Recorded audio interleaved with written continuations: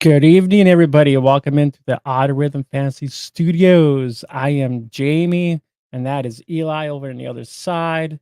Welcome on in. Yeah. Time to get down to some business here. We're talking about the AFC West tonight. I think we Yes, are. the AFC West. And I think Jay was telling me we might have a special appearance from a previous guest, and it's kind of a Ooh. big deal. You know, we loved having him the first go around. Nova's he's coming back. He's coming back tonight. I knew it. I knew he couldn't get enough of us. He's a Bronco guy. Yeah. So what better night to tune in? And hell, if you got some friends, maybe I don't know any Charger fans. I don't, but hell, they got to exist, right? We definitely have some Chief fans. We're in the South Dakota, so we're in the Midwest. So if you got any Chiefs fans, have them tune in tonight. Get into Kelsey, get into Mahomes. The usual suspects. Raiders. Our friend Anthony's out in Vegas. Maybe he wants to talk a little Raiders. So I mean, we got four teams covered tonight. So far, man, we got 6 of the 8 divisions done, banged out. Yes, we do. So this is number. I'm not a math major, but I think it's number 7. Yes, 7 on the list. So we got 2 more. We got 2 more weeks. One more week of actually previews, and then we are done with our divisional previews, which is a lot of work. Well, a lot of work for me. I mean, Eli over there, he's like, oh, you do what you got to do. He just comes in. He's one of those guys. He's kind of like, it's funny. He's kind of like a band guy. He's like, oh, okay, when is the gig ready? It just comes in, fine tunes, and then he just comes in, does the sing and leaves. That's it. I used to drive those guys crazy. I'd show up like 30 minutes before the gig, but I'd always perform. I mean, I never missed, I never missed any notes or anything. It just this is my shtick. I'm right. What's up, guys? Checking in on my lunch break at work, dude. Happy to have you. We're not sure how long your lunch break is. That's yeah. There's Air Force time, Air Force math. There's a lot of different terms for that. Intro X back again. Thank you for tuning in. Yeah, like LA Knight says. You couldn't get enough. It happens. You want more of us. Don't blame you. I mean, if we were on the other side, we'd be doing the same thing. So thank you for tuning in again. Like we were mentioning a few minutes ago, we're going to cover AFC West. So, spread the gospel, spread the good word here. And, if you got any Broncos, Chargers, Raiders, Chiefs fans, bring them in. We got plenty of time. Usually, with these division previews, we've gone anywhere from like an hour 40 to a little over 2 hours. So, I mean, if you got plenty of time to bring people in, probably talk a little, maybe a little bit of headlines just for 5-10 minutes, just get the ball rolling on that. Any of the major NFL news that's been going on. And then we'll get into the AFC West, probably the Chiefs. Chiefs will probably be the first off the bat. So, like I said, go and grab a few extra people if you would. You know what?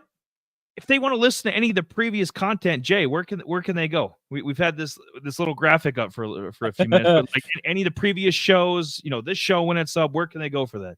Oh, well, I mean, I got myself a nice playlist over there on YouTube over there, so I mean, if you don't, pretty sweet.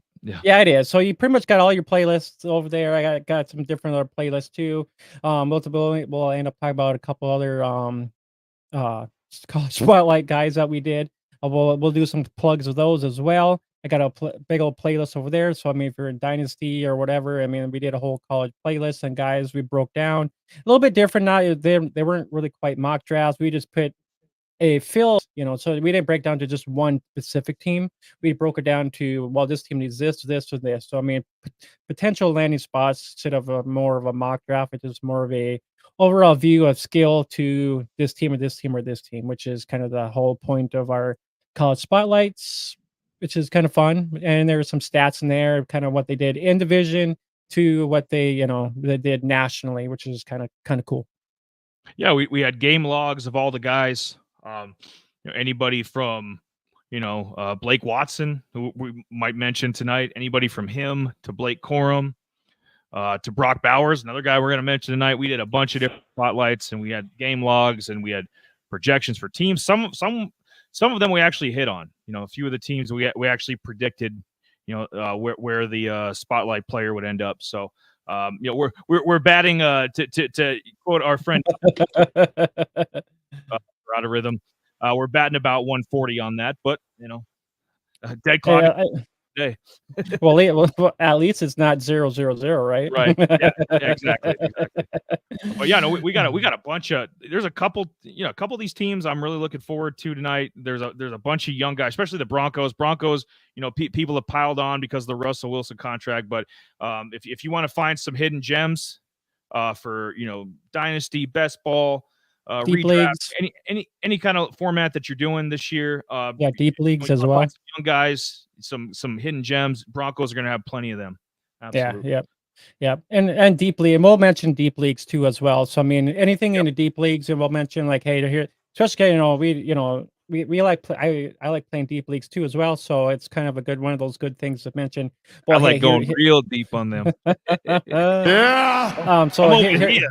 So here's a little. So we'll mention that while we go through, and we'll say, hey, here's a guy to kind of keep your eye on. You might put a little star or a little little check mark or something. One of those things to kind of mention. Oh, hey, keep an eye on this guy. Yeah, absolutely. But yeah, make sure just follow us on Spotify, Apple. If you can, we would love a subscribe. It's been a little bit while since we had one of those. Maybe a couple likes up in there. But yeah, we got Discord. Our Discord links in the description as well.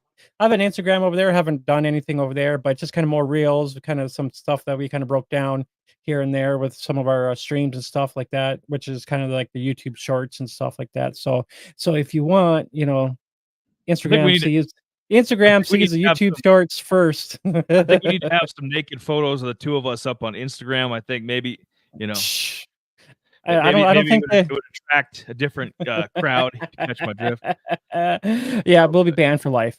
Now, what are these crazy crackers doing? Yeah. Only you would say that. Yep. Here I am trying to put out the fires, and you're only adding to it. Politically incorrect or uncorrect, whatever. I don't care. We'll get into a few topics. I had a little thing on my fridge, and I'm like, I should make use of it. One of those little whatever we call them, the little magnets with the little writing boards. I thought I would make use of it tonight. Since Jay, you're usually fashionably late, but well, not tonight. On time, and got a couple things I want to hit up. And just get your thoughts, and anybody, if you have any additional thoughts to what we have, you're always welcome to comment below, and we always love those. It adds to the show, and it helps the flow of everything. So feel free to comment. Don't be stingy. I got to bring him up because he at one time he was kind of your boy. I mean, you weren't in love with him like you were, CD or before him, Dez was your guy. Michael Gallup retired at 28. What do you think about that? Yeah, it was just one of those. I think I know why he retired. I just want to know why you.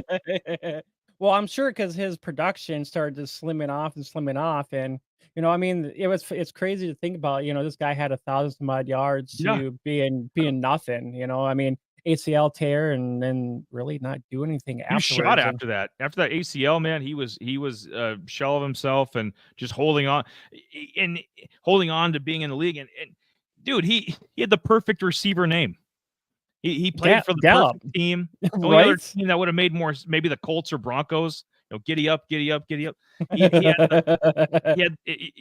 you think of Texas, you think of Cowboys, you think of Westerns, you think of Gallup, those are all like Michael Gallup should have been the perfect receiver, and he had one good year, and a lot of these guys do.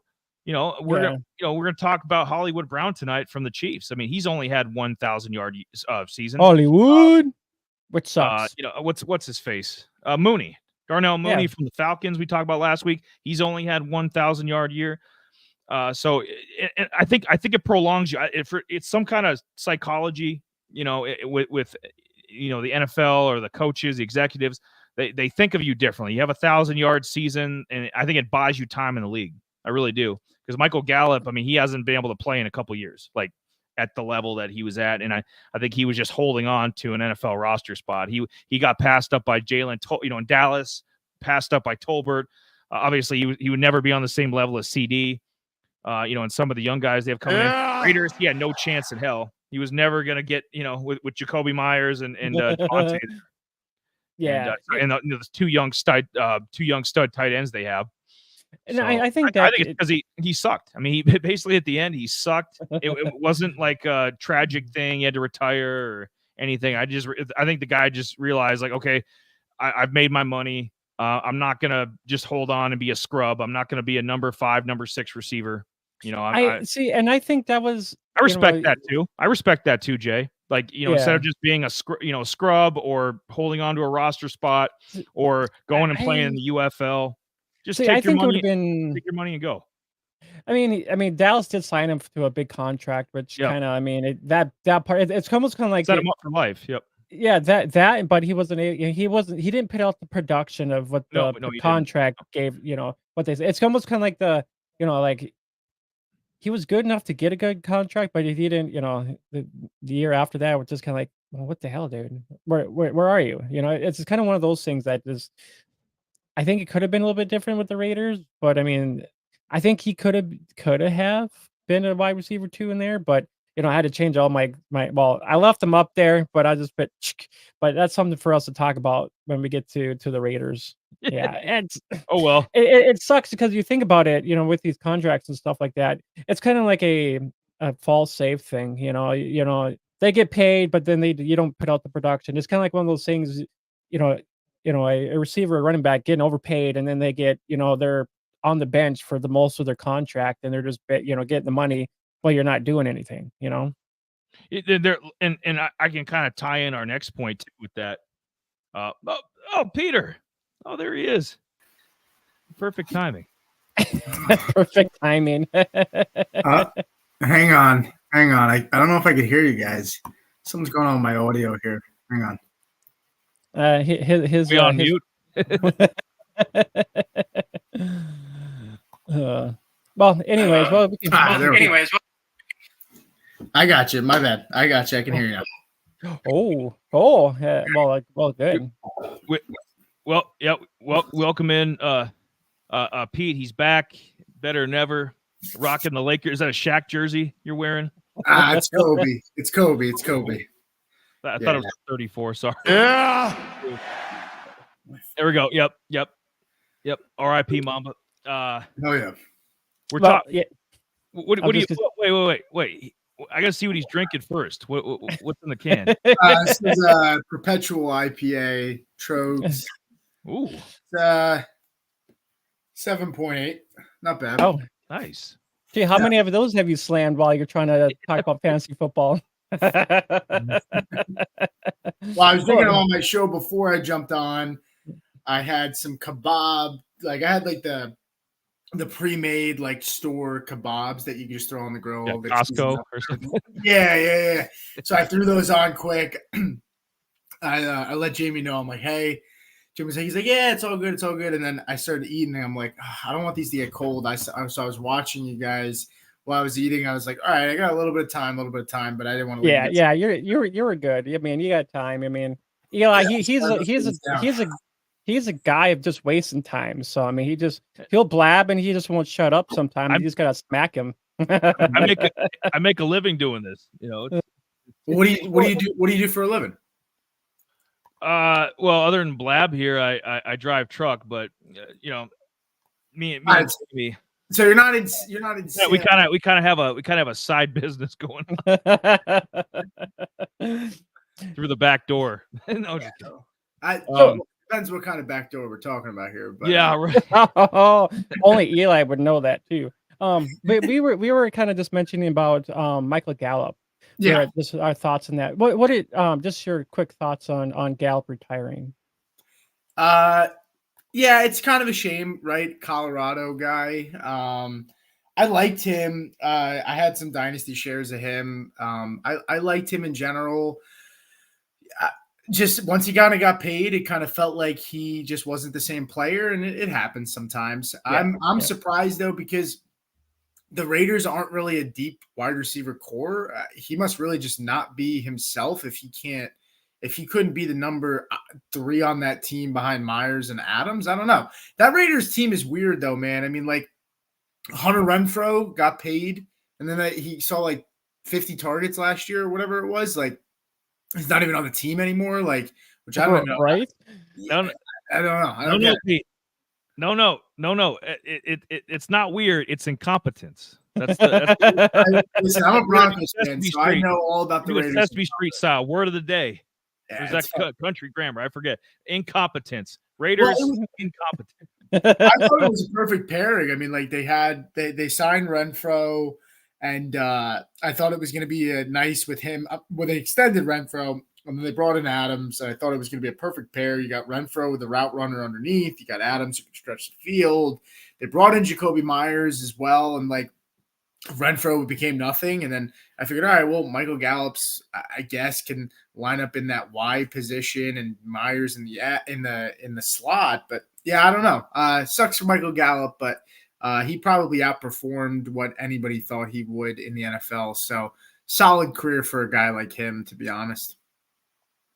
Yeah, I'll probably bring up some more points too with some of the other guys when we get to the Raiders too as well, because after Gallup leaving, we were kind of like, well, their room really sucks. There's really no one after. I mean, Trey Tucker. Trey Tucker is kind of like probably the last slim guy. I mean, are we really going to trust Cincinnati? Hey, this ain't Desmond Ritter ain't the quarterback. Sauce Gardner ain't the corner. Jerome Ford ain't the running back. I mean, this isn't Cincinnati anymore. Trey Tucker is But yeah. I mean, they got two stud tight ends. They got 2 stud receivers. That's about it. And they kind of got a mishmash at running back. I mean, I like Zamir White, but Alexander Madison sucks. I mean, he didn't. He didn't score. He didn't score a single rushing touchdown last year. And how many games did he start for the Vikings the beginning of the year before him and Chandler kind of? I think I saw a stat that said he had like 11 rushes inside the 5 and didn't score. Jesus, that's crazy. Yeah, I don't know. Well, it's saying Madison had 3 touchdowns last year. Yeah, none more inside the 5. I know that. That. Okay. But he might have had 3. But he still wasn't very good. That's probably the stat. Yeah, I must have read that stat wrong. But yeah, that's ridiculous. Like seal the deal. Right? I mean, he was given every opportunity. The crazy thing with Madison is like every time Cook was hurt, like Madison ended up having a really nice game, and everyone was like, it's kind of like it's almost like the Tony Pollard Zeke thing where everybody thought right? Like Zeke, if Pollard could be the guy if Zeke was gone, and they got what they wished for, and they realized the grass wasn't greener. So no, absolutely. Now how we can kind of finish up the intro segment here with we don't really have the issue going on with the Chief, maybe the Rashee Rice situation if he's going to play or not. But the Raiders, there's not really any holdouts. Chargers, not really any holdouts. I mean, they don't have anybody to hold out, and the Broncos can't afford anybody. So, I mean, who the hell's going to hold out there? Cortland Sutton, you know what I mean? Do you have any thoughts on any of the other holdouts around the league? Or guys reporting that were like Brandon Ayuk or any of those guys that were supposed to hold out but didn't, ended up showing up at training camp. Him, Tua, any of those kind of guys. Jordan Love. I mean, look, you have Jordan Love. I think there's his name's Pretty Ricky on on Twitter, and he's actually a guy that's scooped a lot of the big guys like Schefter and Rappaport. He must be connected in some sort of way. I mean, we follow each other. We've talked a couple times back in DMs, but he hasn't shown me his cards. But he seemed every time he's always kind of up on it. He said Jordan Love was going to hold out if he wasn't paid a couple weeks ago. And he said that Jordan Love's going to get paid sometime this week. So it kind of lined up perfectly. I think I'm following what he's saying, and I think Love gets a contract extension, and he'll be practicing by next Monday, in my opinion. Brandon Ayuk, I don't think he's gonna. I don't think any of these guys are gonna miss games. I really don't. Same with CeeDee Lamb. The Cowboys did the same thing with Zach Martin, Ezekiel Elliott. These guys, they held out in training camp and they were still there for week one. There's some teams that are just notorious where they play hardball with the players who play hardball as well, and they both eventually come together and everybody ends up being happy. So I think CD will be fine. I think even Jamar Chase, I don't think Jamar's holding out, but I think he's going to get paid too. I think all these guys are going to get paid before the season starts. I mean, that'd be funny to, well, not funny, but it'd be crazy to think about, Dallas wrapping up 3 guys that are coming up with for monster contracts, and then that'll leave Dallas slimming out with barely having to pick up people at the same time as chunk. We mentioned now even with the Eagles, how much they paid out there. They got 3 guys that are wrapped up with almost half of their salary cap, and Dallas might not be doing the same damn thing too. Yeah. Go ahead. I was going to say, it's appropriate you're wearing the Kobe jersey tonight because this is turning into the NBA. You're having 3 or 4 guys with monster deals, and then the other 50 guys, 49, 50 guys in the roster are fighting for table scraps. I mean, in NFL terms, these guys are millionaires, but yeah, no, of course. Yeah, I think that was always been the worry for me is the NFL will shift towards the NBA, and I can't stand how the NBA does things. I mean, yeah, I mean it's a phrase and it sounds tasteless, but they always say like the inmates are running the asylum, and that's how the NBA is. Like it's like the players just run the league, and I was slightly worried about that being a thing in the NFL, but it can never fully shift to that because there's just too many players that got to get paid that can't afford to hold out. You'll have the big guys like the quarterbacks and some other players, but it'll never be the NBA. I just can't stand the way the NBA's model is and how much power the players have. But that's a conversation for another time. Yeah, that's for damn sure. And which is why I really don't watch NBA all that much either, just because of things like that. It's just, I might turn on a game or 2 here and there, but I'm out. I'm usually out. I was gonna ask your 2 guys' opinions that we can get into one of the divisional preview teams.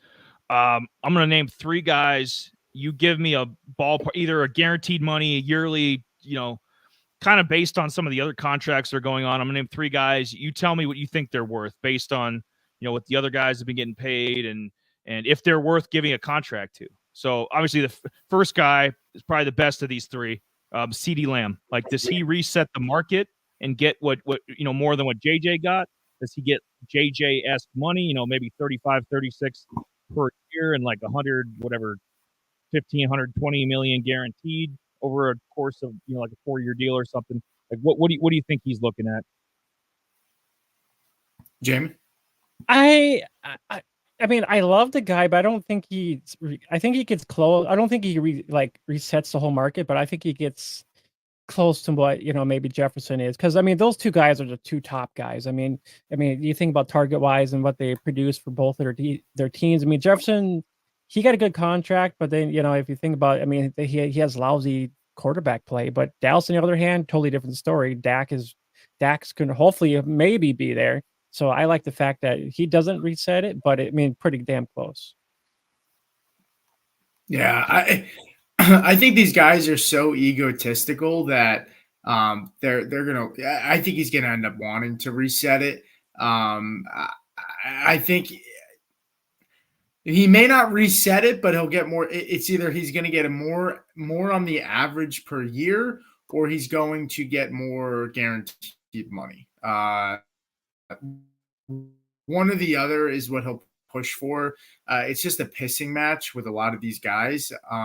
I think he's going to be lobbying for it. And honestly, the Cowboys are really just working against themselves. It's the same with the Bengals, like same with the Dak, right? Same with Dak, like all these guys, like you have Jamar Chase, you have Ayuk, you have CeeDee Lamb, like Jefferson just got paid. Like it's more beneficial to just get the deal done sooner rather than later, because these guys are just going to probably reset the market or come pretty close.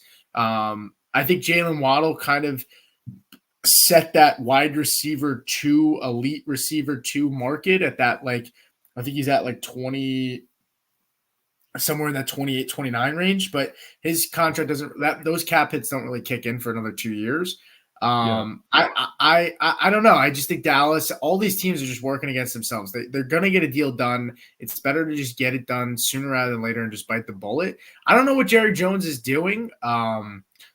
If I had to guess though, I think Micah Parsons is going to be the odd man out in this room out of the trio. If any of them are, I think it's him.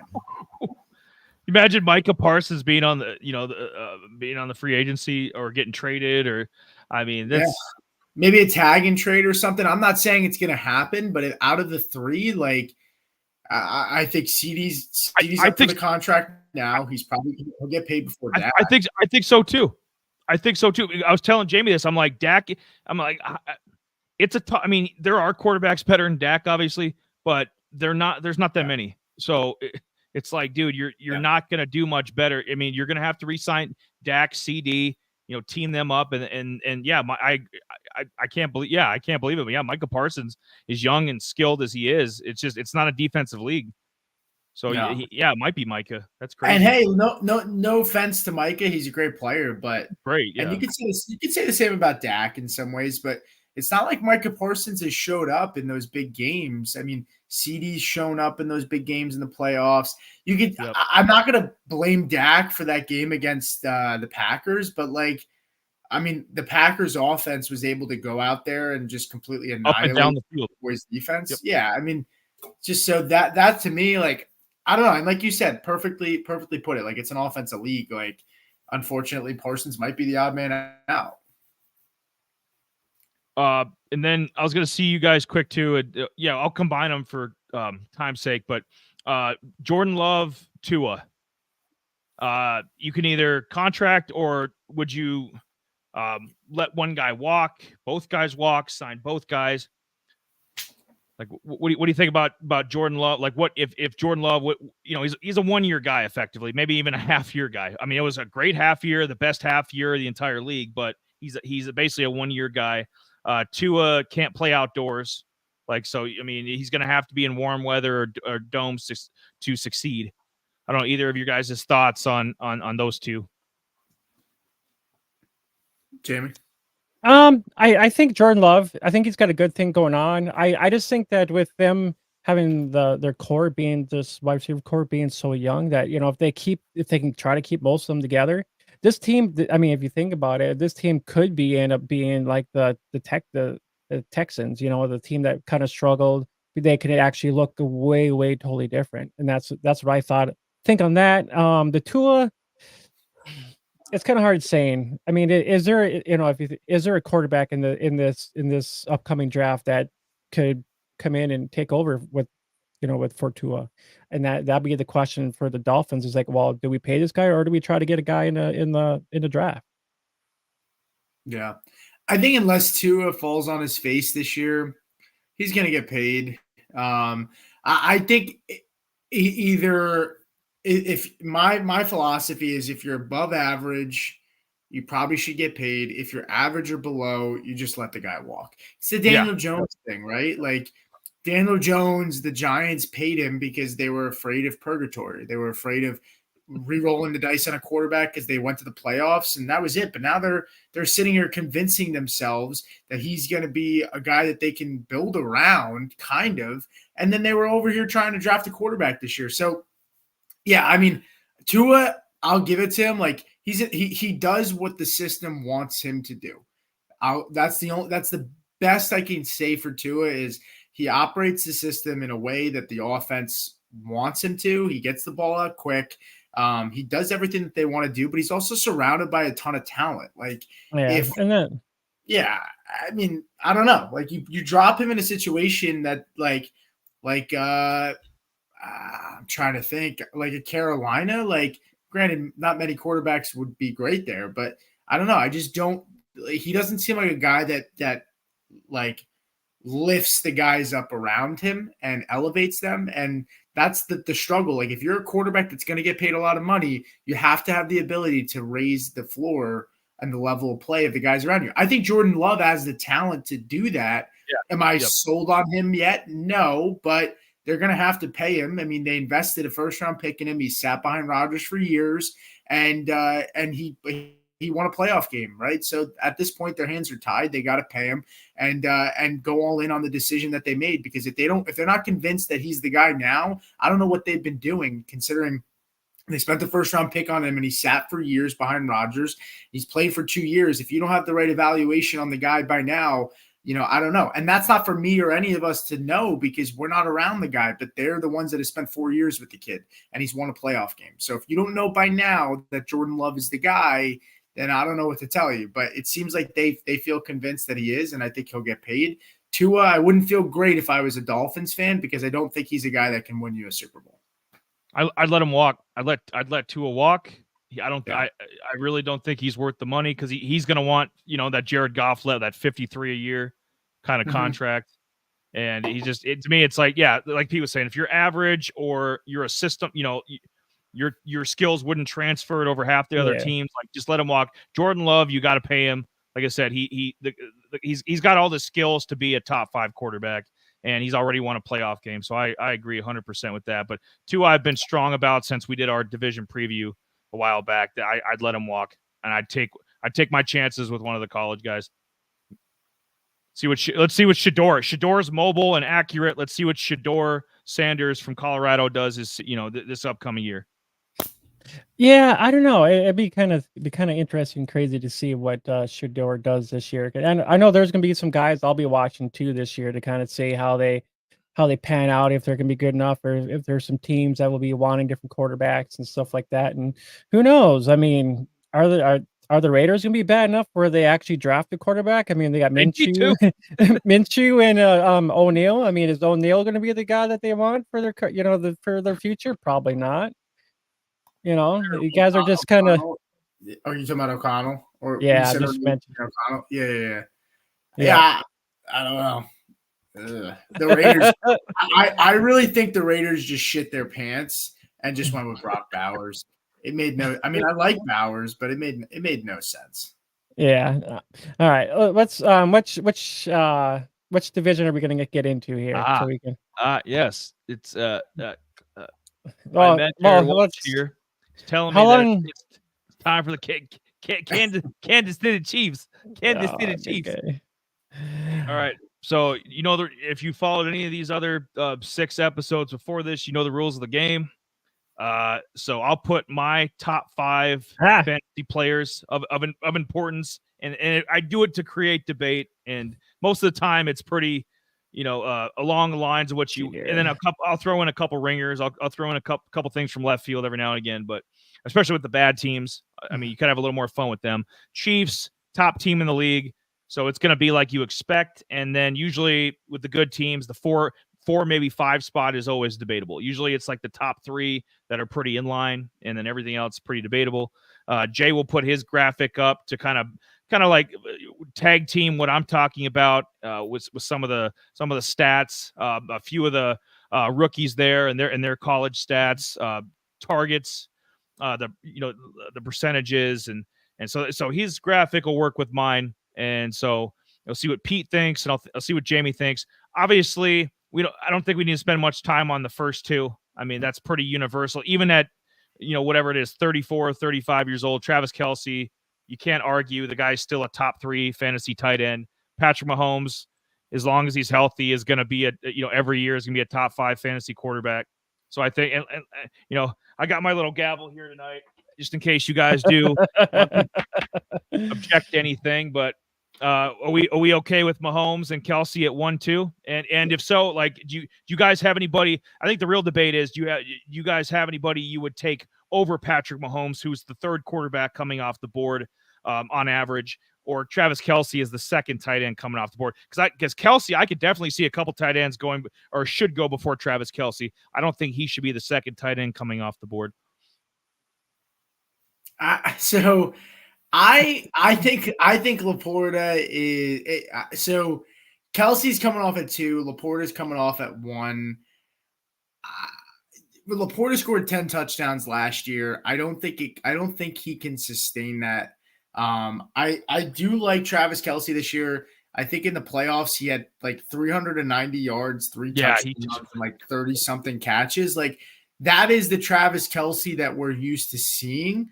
And he showed me in that game that, hey, like when he's healthy, like he is still the guy. He's still going to do his thing. I actually think the additions that they made in Worthy and Marquise Brown only help him because, he doesn't have he's not a yards after catch guy at this point. And those guys are going to stretch the field and provide a lot more underneath. And defensive, the teams on defense, they're going to have to, have guys playing over top, which is going to leave the middle of the field open. And I think Kelce should thrive. So I happen to really like Kelce at his price this year. I happen to like Mahomes. I like both of them. I think they're ranked properly here. Mahomes is probably one. I think Mahomes has he has quarterback one potential this year. I really do. I think if there's a year for Mahomes after the last couple, I really think the additions, I think they're going to push the ball down the field a lot more. So I like 1 and 2. My only change, which would be, I'll get to my change, but I'll let Jamie talk about, the 1 and 2 there. Yeah, I have to agree with the 1 and 2. It that for me, I'd be fine. I mean, it was funny because I was actually watching turn on the NFL Network, and I was watching an old 49ers Chiefs game when Garoppolo was there, and I watched Mahomes toss the ball to Kelce, and and they didn't really and that's when they had Tyreek Hill there too yet. But just thinking about Kelce end up it was kind of like the middle guy, kind of like the guy in the running routes toward the middle of the field and kind of the underneath kind of thing. And it was kind of funny to kind of watch some of that. And I was just like, dude, that's crazy. But I mean, a lot of us are still drafting Kelce pretty high too. I mean, even though he's getting there up in age, most, like me, myself, I probably wouldn't draft him. But I mean, for the team wise, I mean, yeah, Kelce is, one, Mahomes and Kelce are 1 and 2. I just think that Mahomes is going to, or not Mahomes, Kelce is going to actually drop value here, maybe by next year, possibly. Yeah, that's fair. Yeah. And I think Mahomes could be number 2. I really do, because I think Jalen Hurts is going to come back a little bit, especially with the addition of Saquon. Saquon's he's superior running back to DeAndre Swift and anybody the Eagles have had. Miles Sanders, he's a joke. So Saquon, he should, if stays healthy, take away some of those rushing touchdowns that I mean, Jalen's been feasting on for a while. So maybe Josh Allen, Mahomes 1, 2, if everybody stays healthy. So we could be looking at that. And then Kelce's got, I mean, there's guys coming up. We'll talk about him next week. Trey McBride from the Cardinals. Trey McBride's coming. Laporta will be, like Pete was saying, I don't think he'll repeat, his rookie year, but he'll be up in the top 5 or 6. Jake Ferguson, there's a potential he's coming.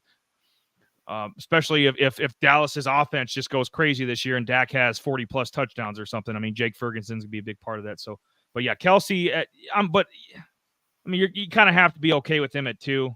I mean, you just have to work around that because he's still Travis Kelce. So if you got to take him. Number 3. Go ahead, Jay, if you have any. I was just gonna say, is it safe to say that a lot of these older guys, Kelce, like these top guys like Kelce, Kittle, and a lot of these guys, they'll end up being pushed down for a lot of these, guys like Laporta and Trey McBride. They end up, kind of the roles are starting to be kind of reversing. Do you think that kind of a trend that's already happening or will be happening? I think it's already kind of happening. I think it's a case of just the shiny new toy, right? Like I think guys get jaded. Piece of kid. Yeah, I think guys get jaded, right? I mean, like it's a draft season's exciting.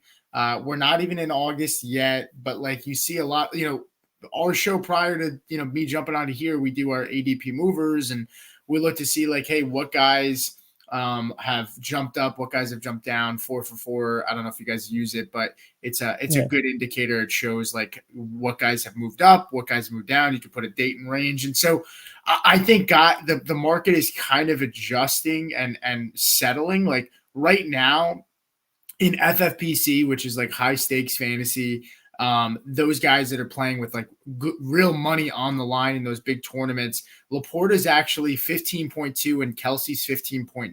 So they're pretty much going at the same spot in high stakes. But if you play in like Underdog and some of these other, tournaments where, people are spending $5, $10, and there's no shame in that. I must have like 60 entries and those kinds of things. Kelsey and Laporta are going like third and fourth round. And so I think the market starts to adjust and guys start to, people that are not casual players, but guys that maybe aren't dynasty players, guys that come back in August and start prepping and getting ready and mock drafting and starting to draft, like those other players start to come in and they start to kind of kick those guys that some guys have that dynasty fever, that young rookie fever, those younger players, they're dug in. I love Trey McBride. So like my tight end tier is Kelsey and Trey McBride. And then I have like Mark Andrews and Laporta in like a tier 2 and then like a cluster of like 5 guys in tier 3. So to answer your point, Jamie, I feel like there's a shift, but until Travis Kelce shits the bed, I'm going to continue to draft him. I mean, he was tight end 1 last year, I'm pretty sure. Tight end 3, Pete. Tight end 3. Okay. It might have been points. It was tight end 1 in average points per game. So per game. Yeah, he was average points per game. So I mean, I'm going to stick with him. He's got the best quarterback on the planet. But to your point, like, yeah, like there's, I think this is a year, and I'm going off of topic slightly, but I think with the amount of tight ends, I don't know if there's been a year going into the season for fantasy where we've seen this many talented tight ends that, like, honestly, like, you don't have to pay up for a Kelsey. You don't have to pay up for a Laporta. You don't have to pay up for McBride. If you like Kyle Pitts, hey, Kirk Cousins targeted the tight end position 5th most in the NFL last year. He's tight end 6 right now. You can get him in like the 6th or 7th round. Like, guys that don't spend a lot of money, spend high up on tight end, can still get a much more valuable player than they've been able to get in years past, because the level of play is just better for fantasy than it's ever been. So yeah, I mean, it wouldn't surprise me if Kelsey doesn't finish as tight end 1, because there's just that many better players at the position than we've seen in I don't know how long it's been. We were just talking about that a couple weeks ago when we were doing the AFC South and the Texans, and the Texans and Dalton Schultz. Like Dalton Schultz is pretty universally like the 15th, fantasy tight end, and he's quality too. So I mean, down the board, I mean, you could probably get 20, 25, good to great fantasy tight ends. I mean, I agree with Pete. I mean, there's just it's surplus. Mayer, the kid we're going to talk about coming up in the Raiders, in a few teams. Mayer's going to be a backup or a tight end too, in his own team. You know what I mean? It's crazy. He could probably start on 5 or 6 teams in the league. Absolutely. Don't forget Ferguson and Schultz. I mean, these guys are almost going into your double digit round. I mean, these are pretty close to your double digit rounds. So I mean, if you're punting on tight ends, you can get a tight end almost in double digit rounds. So I mean, that's still great. I mean, hey, you can get TJ. If you really want to roll the dice, like, you can get TJ Hawkinson. He's like the 15th or 16th tight end. If you get like a Noah Fant or a tight end that you like around him after, that can keep you afloat for however long until you think Hawkinson comes back. Like, like that. It's just there's so much talent. There's so much talent. Yeah, there is. And that's why I think a lot of it you can. I mean, if you think about it, Mayer is a guy you can actually get at almost to the end of your freaking drafts. I did a best ball draft with a bunch of content creators, and Mayer went into 18th round, the second to last pick in our draft here. If you think about it, Laporta, McBride, and Kelsey went back to back in the third round, which is crazy. Yeah. It's the effect of like, oh shit, so hey, they got the top tight end. I better get number 2. I better get I'll see what you guys. So I'll bypass Isaiah Pacheco for right now, and since Jay's got the screen with the receivers, I was going to ask you guys about this. A good debate here, because you get into the 4 and 5 here. Xavier Worthy, I think Jay hates him, but I'm not the biggest fan, but I'm more on board. Yeah. I put him at 5 because I think he's gonna not be. I mean, there's only one Tyreek Hill, but I think Andy Reid kind of wants to use him in a similar way. And so I put Xavier there at 5. The question is, like, if Rashee Rice is playing, I think he's more valuable than Hollywood Brown. So it was basically between the two of them. Who do I put at 4, and then who do I have as an honorable mention? So Hollywood Brown, the reason I kept him off, and I could end up biting me because Rashee Rice might get suspended, but Hollywood Brown's had 1,000-yard year. I think he's got a name reputation, kind of like Michael Gallup a little bit, or I guess he's better than Michael Gallup, but like a Brandon Cooks. Brandon Cooks goes off reputation, right? Yeah. He lands on all these different teams, but the guy's productive everywhere he goes. Brandon Cooks always sneaks up on you with a 1,000-yard year or an 8-touchdown season, or Brandon Cooks is always productive. So I mean, Hollywood Brown, he's not a scrub, but I just think there's more cachet with him. I was going to see what you guys think about the receivers here, and 4 or 5, and then even some of the guys further down the depth chart if you wanted to bring any of those guys up, like Justin Watson. Yeah, so I'm not worried about the suspension for Rice, to be honest with you. I think if he was going to be suspended, he probably would have been by now. There's nothing at this point, unless he does something else dumb, there's nothing that can happen from a legal standpoint until December, which is when his civil trial is. So my thing is, like, the NFL said that they're going to let the process work itself out and they're not going to step in. So I don't think he's going to be suspended. This is a guy that early in this offseason, now this is before they brought in Brown, this is before they brought in Worthy, he was being drafted because I'm a sicko and I was doing some best balls just to he was being drafted at like the 2-3 turn in best ball, and he slipped in like a month ago. He was at like ADP of like 80. Now he was at 70, and now he's sitting around 60 in terms of like a total ADP. You have ADP for the wide receivers, I think, at 36. His just total ADP for the whole draft board was at the 80 position at one point, and now it's sitting around 60. So yeah, I like Rashee Rice. I'm not worried about the suspension. I'd have Rice over Pacheco just from a value standpoint. Pacheco is probably, like, in terms of tiers, he's probably a tier break where after him, there's like Josh Jacobs, there's Joe Mixon.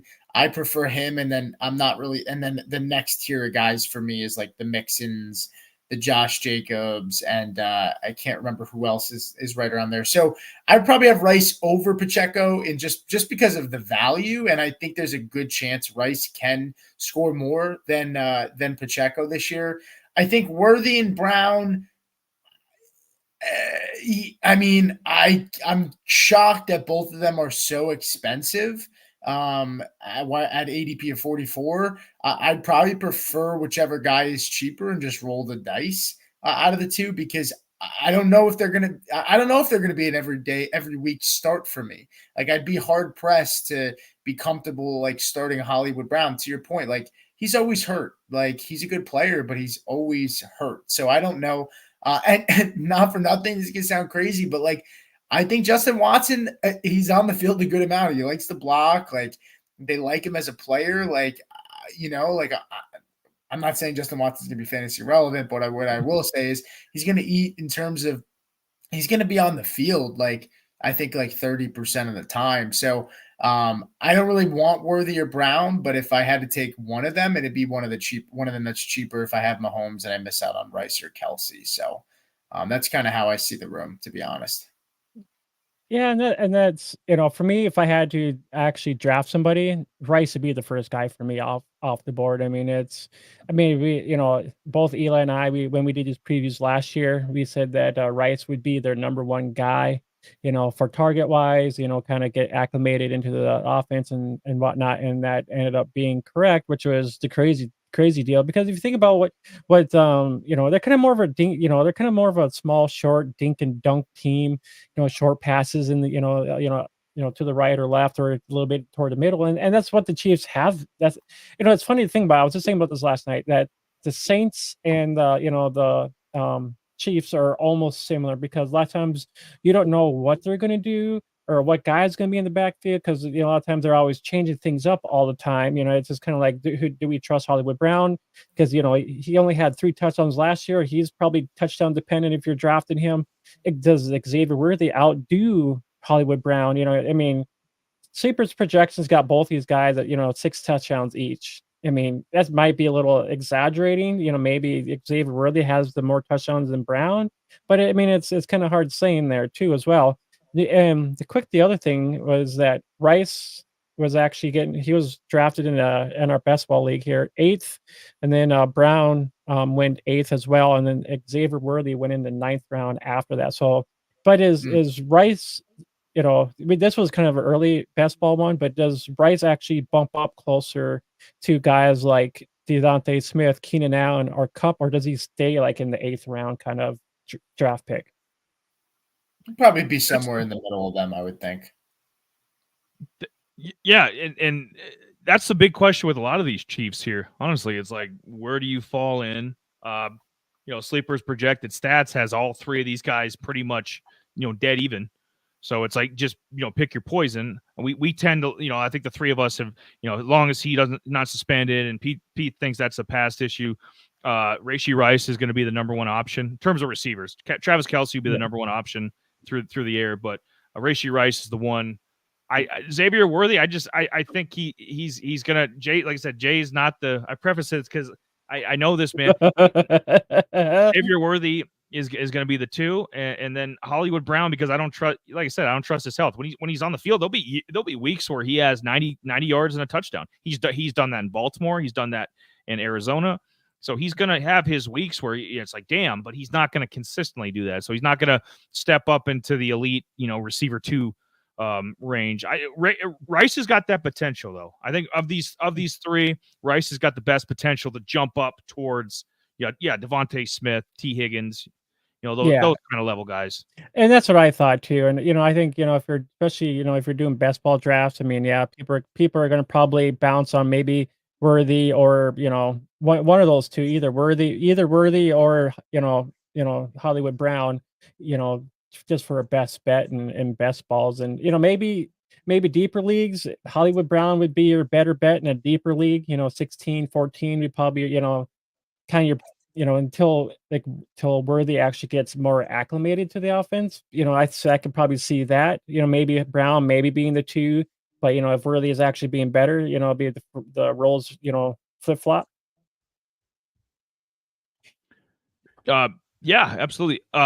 Any other thoughts on anybody further down the depth chart with receivers before we probably get into running backs? Hardman, is there anybody, like, if there's suspension happens or injury happens, so Pete was saying Watson might have some value for in deeper leagues, sleeper, or in dynasty leagues. What about? Well, I don't know if he'll have value, but I think Hardman. I think McCole Hardman said McCole Hardman pops up. He's he's like Santa Claus. He pops up once or twice a year, and Hardman will have like a 3 touchdown game or something. It's kind of like a poor man's Gabe Davis. Like, Hardman have any value? Get that younger guys, or get that trash out of there. Who cares about Hardman? He's just one of those guys that just kind of gets in your way. He doesn't add no value to anything. He's just a body that's just there and just annoying. That's all he is. Yeah, I kind of agree. I was actually kind of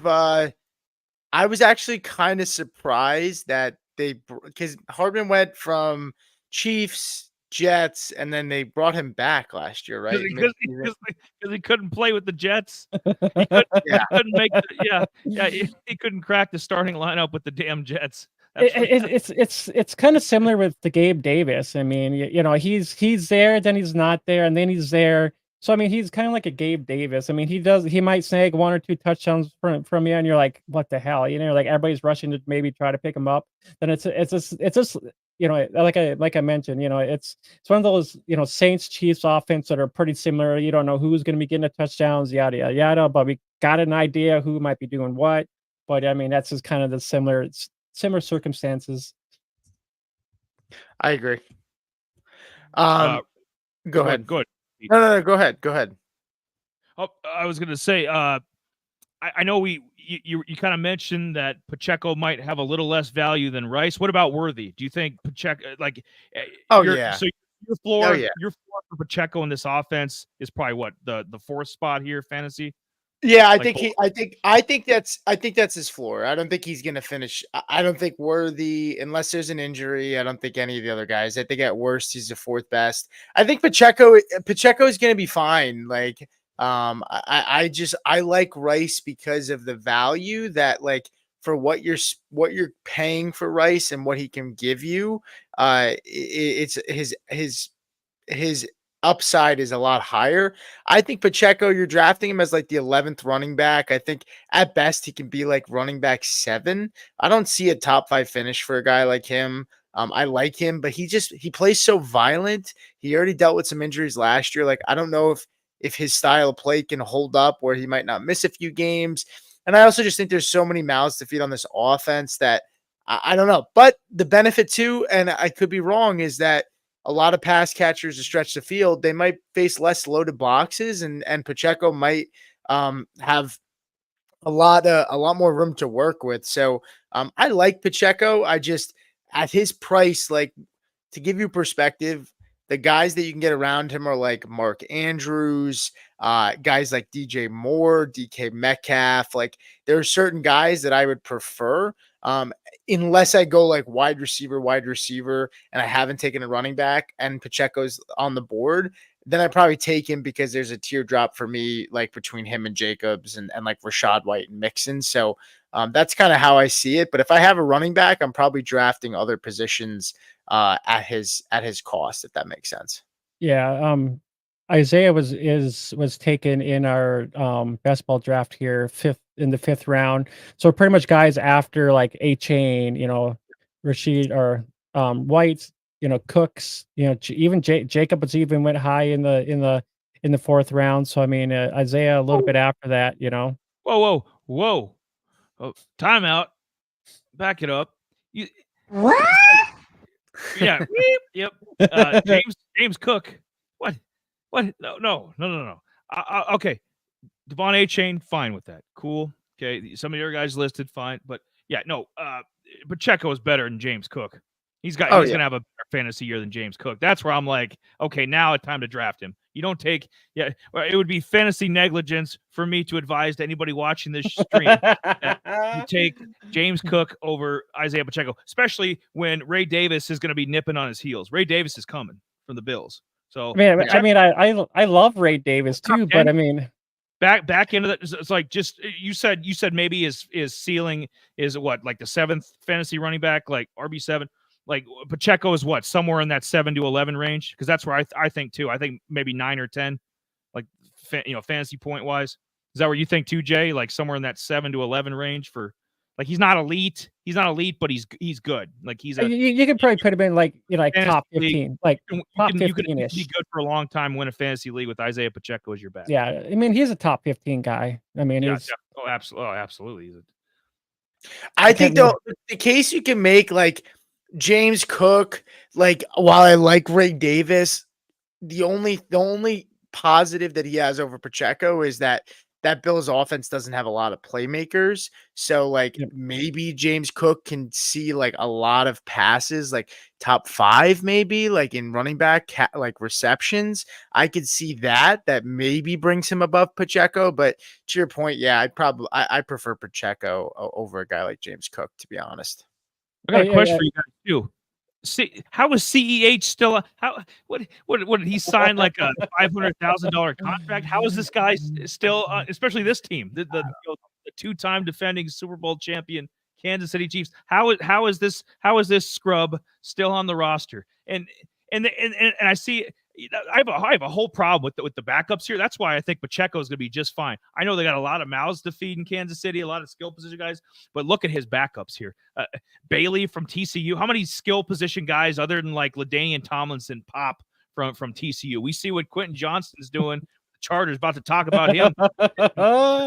What? Oh, jeez. Deontay Ingram. I mean, he hasn't been good since USC. The Cardinals cut him. A couple other teams cut him. He was the Saints, maybe. Like, so I don't know. Any thoughts on the rest of these scrubs? These backups here? I mean, I wouldn't worry. I think Isaiah's the guy there. I mean, Bailey. I mean, he's kind of here and there. He probably have a few. I didn't get a chance, opportunity to take a look at him. I mean, he probably got a few splashes here and there. Maybe he could surpass Edwards because Edwards was kind of he was kind of hurt here and there. So who knows? Maybe the rookie comes in, kind of comes in and is the RB2 in there. Ingram, we kind of already know what he is. He's kind of he's just another body in case somebody gets hurt, but maybe Bailey does a little bit, is a better runner than, Edwards. Yeah, I'm not too. Am I wrong? Did Clyde Edwards-Helaire not even? I don't think he suited up for the Super Bowl. Am I don't wrong? think he. I thought that I was a don't thing. think he. I don't think he did either. Yeah, if anybody's watched the stream and you can correct us on that. I don't remember seeing him a single play in the Super Bowl. That's how they got this guy to, and he's fifth year in the league, so he had to have signed at least another 1-year deal. So it's like I don't know how this guy still has a roster spot. That's the biggest. The Kansas City Chiefs are pretty much ready made. They're going to do their things. Kelsey's going to hit. All these guys. But the bigger question, the thing I ponder about with this team is how is CEH still on this roster? How is he going to collect fantasy points? They couldn't have taken a Ray Davis. They couldn't have taken a Blake Watson, another guy we're going to talk about here in a little while. Like you couldn't have taken Estimate the Broncos back. I mean, there was a lot of options, and this guy. So well, you know what the plan was. They were gearing up for Kadarius Toney to be the back. Yeah, Toney should be the. Yeah, I'd like Kadarius Toney at running back more than Clyde Edwards-Helaire. Oh my God! Right now. Well, he was lining up at running back today. Yeah, it was funny because I made that little funny joke on your show there earlier, Pete. That be careful, Tony's coming in and taking the carries away from Isaiah. Yeah, I saw that. Yeah, it looks like he just signed a 1-year deal with Kansas City. So I mean, pretty much maybe after this year they'll punt him. Who knows? Maybe if they out. Yeah, so maybe Bailey comes in, kind of hangs around there for a little while. Maybe they draft another guy, and it's 2020 in the 2025 draft. So I mean, it's just hard saying there too as well. So, but I think after this year, he's up out of there. Yeah. What a bust, man. Yeah, the funny thing is that they actually came back in the first round to actually draft this guy, and it's just like, what? Yeah, came back in the first round to draft this. I don't know what they were. Guys, I don't know what they were smoking in that 2020 running back draft. James Robinson, offensive rookie of the year. Now he's like a 5th string running back with some random team. Jonathan Taylor was in this draft. CEH, first round guy. Can barely get touches in this offense. It's friendly towards everybody except him because he's terrible. Now, okay, Kelsey's a let's say hypothetically Travis Kelce goes down. As like a backup tight end, does Noah Gray or the rookie Wiley, do they have any value at all for a deeper league dynasty, anything like that you know about? Yeah, I like the kid Wiley. I like him a lot. I do too. I was kind of sad as a dynasty player. I was kind of sad he went there, just because I mean he's a really athletic player. They have Jake. Pete, they have Jake Ferguson as like a potential comp. Like, I don't think he, I mean, that's a task to ask to be a top 10 fantasy tight end like Jake Ferguson, but sure. That's the ceiling though. Like he does.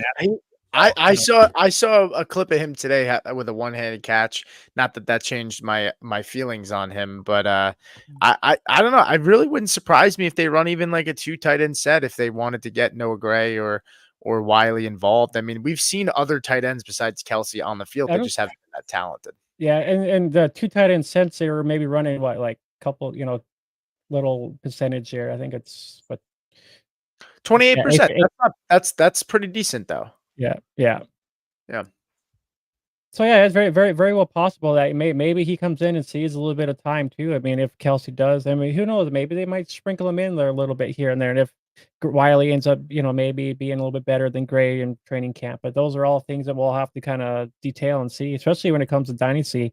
I think he's actually available in Dynasty too in most drafts. I think funny thing is, I think I actually picked him up, and I'm like, screw this. I end up dropping him just because the potential. I was like, So yeah, I ended up picking him up in a league, and then I dropped him right away too in a Dynasty league. All right, boys. Meeting adjourned on the Chiefs. Can I think I will? Hit your gavel. Yeah. LA Knight says, yeah. Now there's a lot of red on the screen. It's about to, you know what? I was gonna go 4 with this, but I'm bumping them up to 2 because Pete's here, Broncos fan, and we talked some smack about the Raiders earlier. We could do that. Do that at the end. We'll talk some more smack because they're dysfunctional. The Denver Broncos. Yes. I used the old logo too. I thought Pete might appreciate that. I like that. But it's the updated colors though. They went with like a kind of kept that darker. Yeah, navy. they changed. Honestly, the rebrand it didn't really land very well with a lot of people, but I love the throwback. The throwbacks, Yeah, throwbacks are great. I mean, I love the throw. I mean, anytime a team does a throwback, dude, I'm all in. I mean, just like the Buccaneers, they did throwback, and I was like, oh hell yeah. And like the Saints, like not the Saints, but Seattle. I was like, dude, I was waiting. I was sitting waiting patiently. I'm like, dude, come on now. I was waiting for days for them to like show their throwbacks, and I'm like, oh hell yeah. It made me think of Jolie Galloway, and there's one other guy. I think I got his jersey in there too. Warren Moon was there for a cup of coffee. Steve Largent. These I'm glad all these thinking Hasselbeck. That's who I was thinking of. Hasselbeck. Yeah. Probably one of his first, or Sean Alexander, one of his first few years was in those jerseys. Those were fantastic. I gotta know Pete's thoughts here because, like I said, I don't think the Broncos. I mean, I trust Sean Payton. I mean, we know what he did with the Saints. Like, I trust Sean Payton, but we know they had to gut the team pretty much because of Russell Wilson's contract. So this is kind of just a reset year, and I'll see Pete's thoughts on it. But I said, what the hell? I've liked Bo Nix since I didn't mind him in Auburn, but the last 2 years at Oregon, he's arguably been the best quarterback in the country. Okay, I know it's college, but he's arguably been the best quarterback. Guy had 45 touchdowns and 3 picks last year. I mean, just elite. Had over 4,500 yards. High completion percentage. Just Bo Nix. I mean, you could have if they had they hadn't lost one of the if they would have won one of those 2 Washington games. He probably would have won the Heisman. He probably would have jumped them. But I put Bo Nix at 1 because Cortland Sutton. I think people are a little low on him. I think receiver 45 is a little too low, especially for a guy that just scored 10 touchdowns. I don't care if that was with Russell Wilson or not, or a lot of it. Javonte, I don't trust Javonte Williams' health. Sure. Troy Franklin, obviously, is a rookie. He's going to be dependent on Bo Nix. McLaughlin, the young kid, we mentioned him a lot last year, is kind of in the waiver pickup. And McLaughlin, I was very impressed with. He's definitely a Sean Payton guy. And then some of the young guys we'll get into here. But what do you think about me catapulting Bo Nix to number 1 here? So hey, I love the confidence. I'll say that. I am loving. I love the confidence. I personally would swap some stuff around, but look, to in all fairness, this is a team that there's uncertainty all over the place. It's really like nobody's idea of this team from a fantasy standpoint is right or wrong because it's just a lot of gray. But in my opinion, look, Javonte Williams, I understand the health. I understand the concerns, but here's my thoughts on Williams. And I've been really adamant on Twitter about it. I talked about it, for over a month now of my feelings on Williams because, there were some rumors that, there was a chance he was going to get cut and people didn't think he was going to make the team. And so the Broncos running back room is Williams, Perine, Blake Watson, who they gave a hell of a lot of guaranteed money to as a UDFA. And then they got Estime. So I think Perine is odd man out. I think he gets cut. I think Javonte Williams will see the bulk of the touches. Jaleel McLaughlin is going to be like a Darren Sproles kind of guy, 10 touches a game, right? His problem is he's one dimensional. He's on the field, he's getting the ball or he's running for a route. He can't pass block. And I think that's going to be a struggle for him. Javonte coming out of college was number 1 in all of college football for running backs for pass blocking. And he was very effective in the NFL since he's been here in terms of pass blocking. So I think that's that's something that will allow him to stick not only on the roster, but as a majority 3-down back with not Piran, with Estime and Jaleel mixing in. So I have Javonte as the number one guy here. Look, anytime you can get a running back and a number one running back in a Sean Payton offense, there's value in that. You know, he was Peyton's running backs, or at least the targets to the running back position in the last like 10 years. Peyton's like top 3 in terms of just like the amount of targets to the running back position in his offenses. And look at the running backs. Look at the Broncos last year with Russ. I mean, 140 targets to the running back position. So I think there's value in all of that. And so I think Williams is at running back 32, like, or 31, like that's nothing. So I like Williams. I love Cortland Sutton in terms of just he's a tough player. 10 touchdowns. You're absolutely right. I think he's undervalued. I worry about the ceiling. I don't know. He's probably a flex play and a guy that you start during bye weeks. I don't know how much better he can get than a low end too. But I think I'd have Jaleel. I think I'd have Javonte, Sutton. I think I'd have Greg Dulcich at 4 and Marvin Mims at 3 and Knicks at 5. What? Yeah, I think that's how I have it. Yeah, that's how I have it. So yeah, go ahead. I know the Greg Dulcich thing. It's tough. He's never healthy, but this is all speculation, and I gotta assume that they're healthy. And if Dulcich plays plays and is healthy, there's nothing like a joker in a Sean Payton offense. Look at Jimmy Graham. Look at Jeremy Shockey. Like, look at these tight ends. Like, these athletic tight ends thrive in in Sean Payton's scheme, which I think they'll finally be able to run with Bo Nix, and they couldn't do it with Russell Wilson. So that's really why I like Greg Dulcich, who's like tight end 39 right now. You get him. You probably keep him on waivers and not draft him, and then just pick him up at some point. Well, I tend to trust. Jay's got the receivers up there. I tend to trust you. I know you know your stuff, Pete, and this is your team. I'm a little biased. It's all right. I might be a little biased. It's like Cowboys. I find your lack of faith disturbing. Backups, but Dulcich, I'm like, it was promising a couple years ago. Yeah, when what's his face was still the coach. That clown with the Jets now, the OC. Whatever his name was. Hackett. Nathaniel Hackett. Yeah, he was terrible. But Dulcich, he showed promise as a rookie. Obviously last year hurt a lot of the year. I saw Troutman was like number 1 on the depth chart. I was assuming that's because Troutman was his guy with the Saints for a little bit. So I thought maybe Dulcich is. So I didn't include a tight end in the top 5. I probably could have. Like, that's what the thing about the Broncos here, like you were saying, there's a lot of gray area. You can kind of paint the picture you want. So where would you put Bo Nix then, Pete? In this 5? I'd have him. I think he's going to be a steady. I think he's going to be a steady guy. I think I'd probably have him at 5.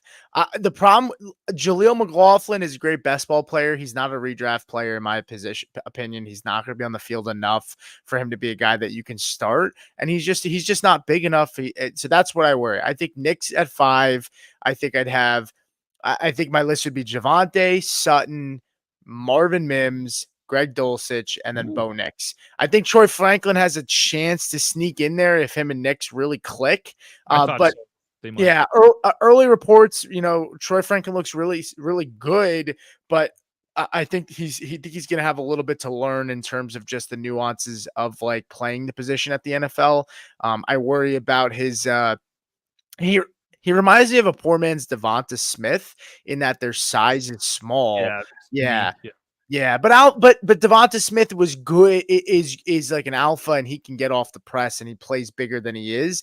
I don't know if Troy Franklin's going to ever kind of be able to be that kind of guy, but that's kind of how I would have it. But again, like I said, this is a murky room that it's kind of hard to see where things are. But I think you're getting a lot of value with Javonte, and that's why he's my guy at the number 1 spot, to be honest with you.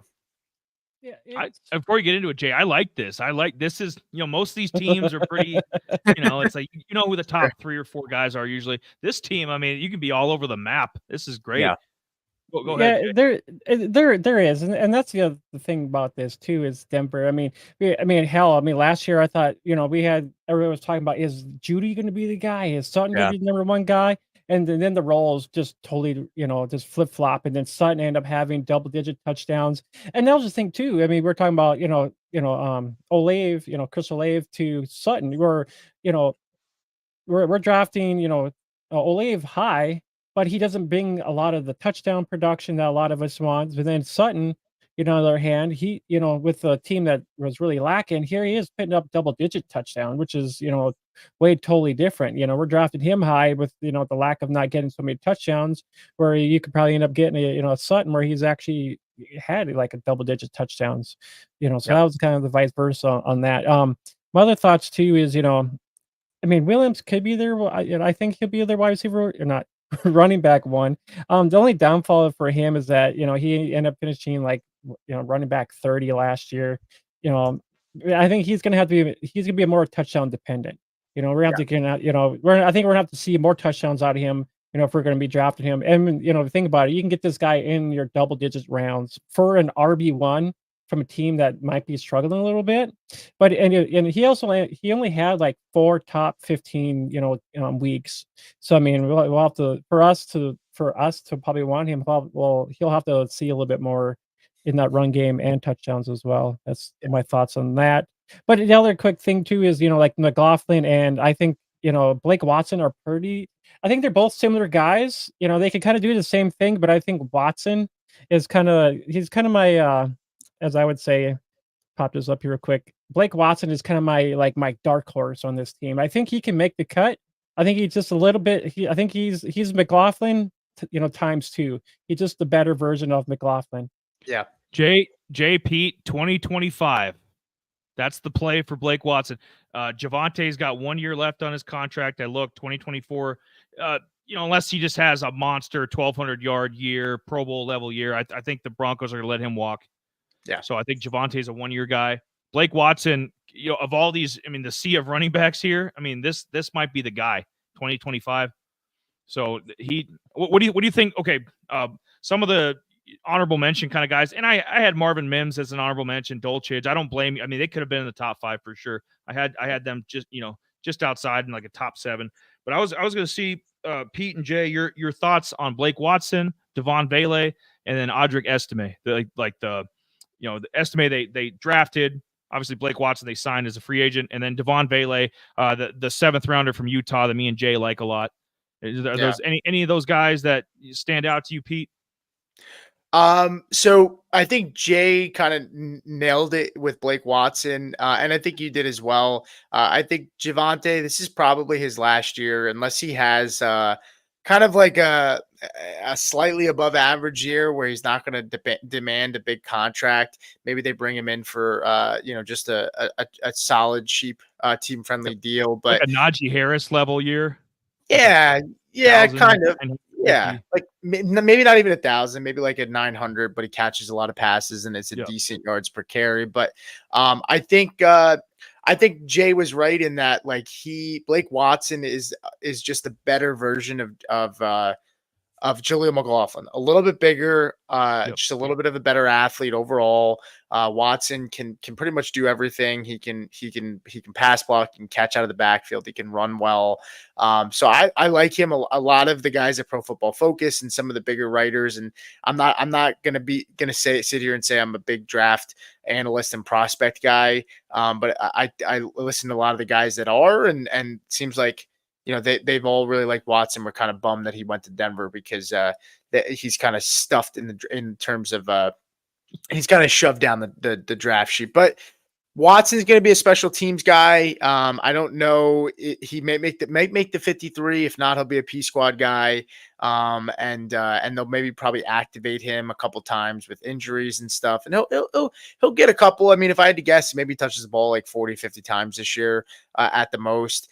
Your question about Estime is going to be a guy I think that might be an early down back, where sometimes he'll come in, give Javante a break and come in on early downs, maybe a goal line guy as well if Javante is not, providing that there. And then Vele, he was probably the biggest standout at Broncos OTAs. From what I've read and what I listened to, very Tim Patrick like. Ironically, they're both from Utah, just grinder guys who he'll probably make his way on special teams. And maybe he's gonna have to fight hard. He's an older guy. I think he's 27, 28. So a late start to the NFL, but yeah, I mean, he's also a grown ass man who is like already developed into his body. So it might help him that he might be ready to play more than most rookies that come in. So I don't know from a fantasy perspective from Vele, but I think he might be a fun guy like a Tim Patrick where, guys, people root for him because he makes some plays and he's around, but I don't know if he'll stick. Maybe in deeper leagues, he's worth a stash, but Yeah, I thought Sean Payton might be turning this into New Orleans West. You know what I mean? Estime reminds me a lot of Mark Ingram. I don't know if he's going to be as good, but kind of the goal line guy, similar, looks like him, similar size. So maybe like a Mark Ingram, and then Vele. Maybe he's got a lot of late round guys. Marquez Callaway, back in the day. What was his name? Colston, Marcus Colston from the Saints. He had so I mean that was one of the guys that I thought of like when I was like, hey, Vele he could maybe be a Marcus Colston for Sean Payton. But you notice how I didn't mention Josh Reynolds. I'm out on him. That NFC Championship game made me sick. You guys know how much Jay doesn't like the 49ers either. I don't like the 49ers, and so Josh Reynolds, fantasy wise, whatever, he'll be a random warm body. He'll probably get to what he's projected for, 350, 380, something like that. But I would stay the hell away from Josh Reynolds. And like I said, there's other guys brewing beneath the surface. Maybe Tim Patrick. Maybe there's a resurrection of Tim Patrick still on the roster. So I think there's other guys that could. And I would love to see Josh Reynolds cut. I'll be honest. Of all these guys, garbage goober, get out here and eat this garbage. Yeah, that's where I think like. Where the wide receiver 4 might flip off around where Reynolds might get some time. They might toss in some Tim Patrick the last few years just because he had I had dynasty shares of him. I dumped him I think I dumped him like I'm enough. So he's just gonna be down the depth chart. That's where I think Vele might have an opportunity to. Where he's a little bit younger than Tim Patrick. Tim Patrick is like 30, 31 now, I think, in his 30s, I believe. But and I think Vele he might see a little bit in there. I think so. I'm gonna root for him, but maybe like you mentioned, a deeper league stash more than likely. I mean, I guess best ball if it's a real deep league. I don't know. He could be a flyer too. He might get you a touchdown in there. But hard saying with that one too. Any more thoughts on the Broncos, boys? Oh, yeah, I'm just gonna quick. I know you guys, and the estimate thing. I think he's kind of good in that between the 30s and between the 30s and 20s. That's kind of where he's best fit. Like for as far as like his get go. I mean, he can he doesn't have that home run speed quick enough to actually like take it home. But he's kind of one of those guys that he's good in the 20s and 30s. He can actually smash a touchdown in there. And I think I was just going to mention too. I think he'd be a good goal line guy. He's big enough for that kind of type of role. That's right. That's my thoughts on that too as well. Yeah. And yeah, P Ryan's probably the odd man out here getting cut. Makes too much money, and there's young pups ready to, especially Blake Watson. They the non-football injury was just, I think it was like a leg tweak, so he's fine. So Blake Watson, I mean, he might, like I said, preseason throughout the year, going to work his way up the depth chart. P Ryan, if you're doing anything with fantasy, get rid of him. I wouldn't worry about him. He's a non-factor. Any more Broncos thoughts? I don't think so. I think that covers our first half of the AFC West divisions. We ended up covering the Chiefs and just got done doing the Broncos. So I mean, if you guys like what you see here, give us a like and subscribe. Maybe hit the like button if you're watching too as well. We appreciate some of those. I think we're gonna get to our second half of we got the Chargers and Raiders. You know what? We already started on it. I'm not sure what Pete has time for here, but you know what? Let's get into it, boys. I love it. Don't worry. My fiance's not home right now, so I got a little bit of leave. Yeah, I got a little bit of runway. She's not here right you now. warm my black heart here. Oh God. So we got a 3-man weave going here. Half the show knocked out. Did like in honor of Pete, did bump the Broncos up. And you could argue, I mean, all three of these teams are pretty. Broncos might be a little bit less, but you know what? Whatever. So they're unofficially second. Chiefs, we took, Chiefs are the top fantasy team in this division, skill position wise. No questions there. And then, it's debatable here. Raiders got some guys. It's just they're dysfunctional. We'll get into that here in a second. Like we stated before, Jay's going to have his graphic and mine will be working with it. I'll have my top 5 list here if you guys have any thoughts or you're a fan of the team. There it is. Just realized that. Yep. Michael Myers, Michael Mayer, whatever you want to call him. He ain't going to be on this top 5 list because I don't think he's going to be seeing enough targets, but he should be. Devontae, I put at 1. I'll just read, you know what? I'll read off. We'll just do positions here, with the Raiders. We've already kind of talked some smack about them. So we'll do the wide receivers first and kind of see, a couple of the other rookies. We'll get into them towards the end. Brock Bowers with the tight ends, but Labe we'll talk about here too. Some of the breakdown of the offense, targets, all the goodies. Do wide receivers first. Last year, Jacoby Myers actually had a deceptively good year. He was receiver 24. Devontae Adams was, I believe, receiver. He was receiver 10. So, I mean, that's not bad to have 2 top 25 receivers. So they got some, it was a different quarterback, but I mean, Aiden O'Connell, I think Gardner Minshew is an upgrade over Aiden O'Connell. I don't know. What do you guys think about the receivers? And then maybe guys further down the depth chart a little bit, maybe Trey Tucker or they should bring back Hunter Renfrow. They should sign Michael Thomas. They're a little thin at receiver. Michael Gallup has kind of screwed that up. He screwed up Jay's graphic too. I'm pretty sure he had Michael Gallup in his 4 receiver. Yep. Hey, right there. Yep. See that? He had to scratch everything on this man. Yeah, that's down. There you go. Yeah, it's funny to if you caught us earlier. I mean, we kind of talked about Michael Gallup here. Just our overall thoughts of him getting a big contract with Dallas.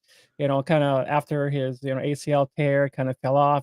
Hit small production each year. We thought with Dallas that he was going to be the wide receiver 2 in that offense, and up just kind of not panning out. And it's pretty much one of those fail safe. He got paid, but didn't bring the production kind of thing. So he ended up moving over to the Raiders, and then he's like, "Yep, nope, I'm not playing anymore." Yeah, I was surprised. Like we said, I was surprised about the Gallup thing. Just a guy who probably made the most out of his career. Wasn't a lot expected of him, and kind of sucks, but it is what it is. And yeah, like you said, maybe they're missing a guy like Hunter Renfrow at this point. This skill position, it's very top heavy, right? You have Adams. Pete, he caught 100 balls in a year. You can't go get Hunter Renfrow back. I don't get it, man. I don't know. I think what it is, it's discrimination. I mean, here's what I think they should do. Yeah. I think they should just go out bring a white slot receiver.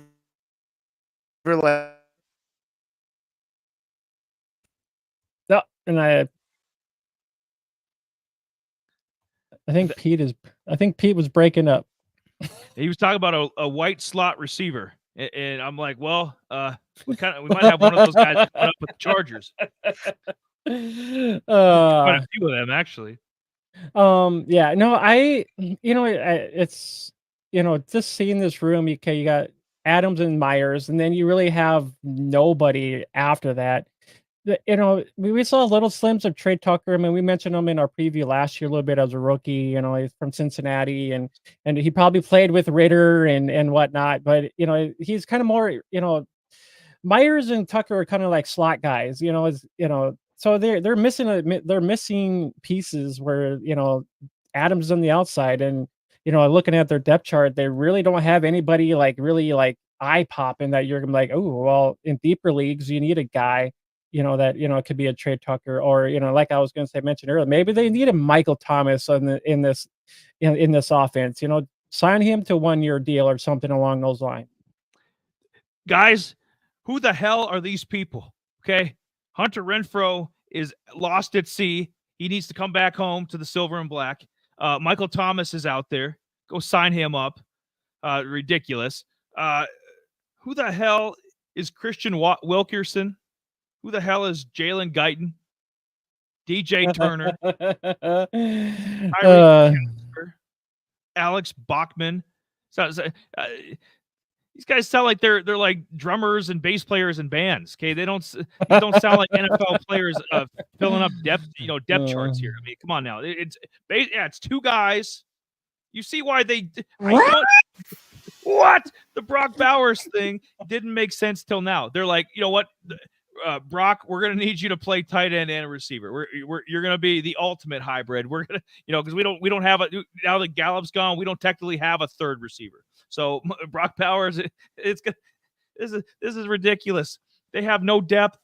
If there is any in Devontae's getting older, if there's any injury to him, they are fucked. Fucked in the ass. Oh. Yeah, when you said Christian Wilkerson, I think because they got Christian Wilkins from Miami, so I was like, I thought it was the D tackle. I thought it was their That's who I thought that was. Who the hell is this? Yeah, I mean, this is just a bad team, man. I don't know. I mean, I'm a Broncos fan, so like I don't want to sound biased, but like the quarterback situation sucks. They upgraded their offensive line. I really like Jackson Powers Johnson from Oregon. Like I was really happy to see them bring him in. He was like one of my favorite prospects in the draft, and I'm not a big prospect guy. They're deep at tight end. Bowers, Michael Mayer, Harrison Bryant, right? Like Zach Gentry, like some really good players there. But like, I mean, can't use all of them, Pete. What Harrison Bryant is? He would be one of the probably better backups in the league, and you got him as your tight end 3.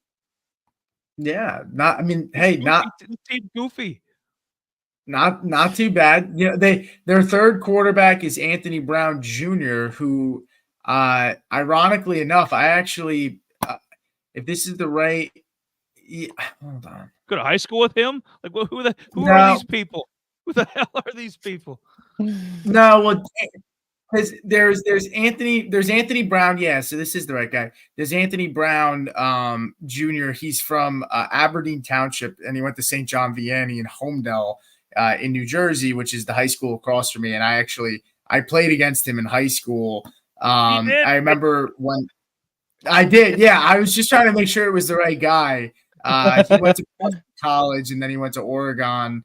And then he was, he went to the Ravens and now he's third string there. I actually, ironically enough, this Anthony Brown, Twitter was a thing. Like when I was in high school, like early, I'm younger than you guys are, but 2010s and in that 2012 area.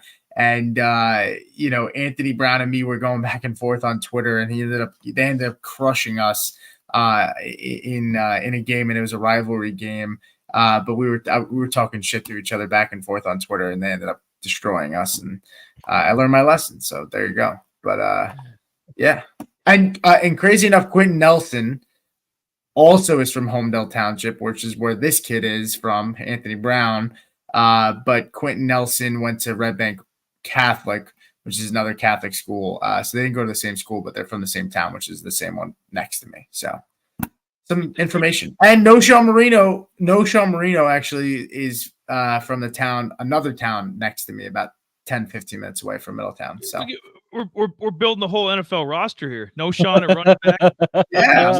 Hard. I mean, hey, if you had No Sean in his prime and Quentin Nelson in his prime, and you did an Oklahoma drill, and you'd be all right. They'd probably win at least 50% of those. Yeah, No Sean was a bad boy at Georgia. Yeah, he was, man.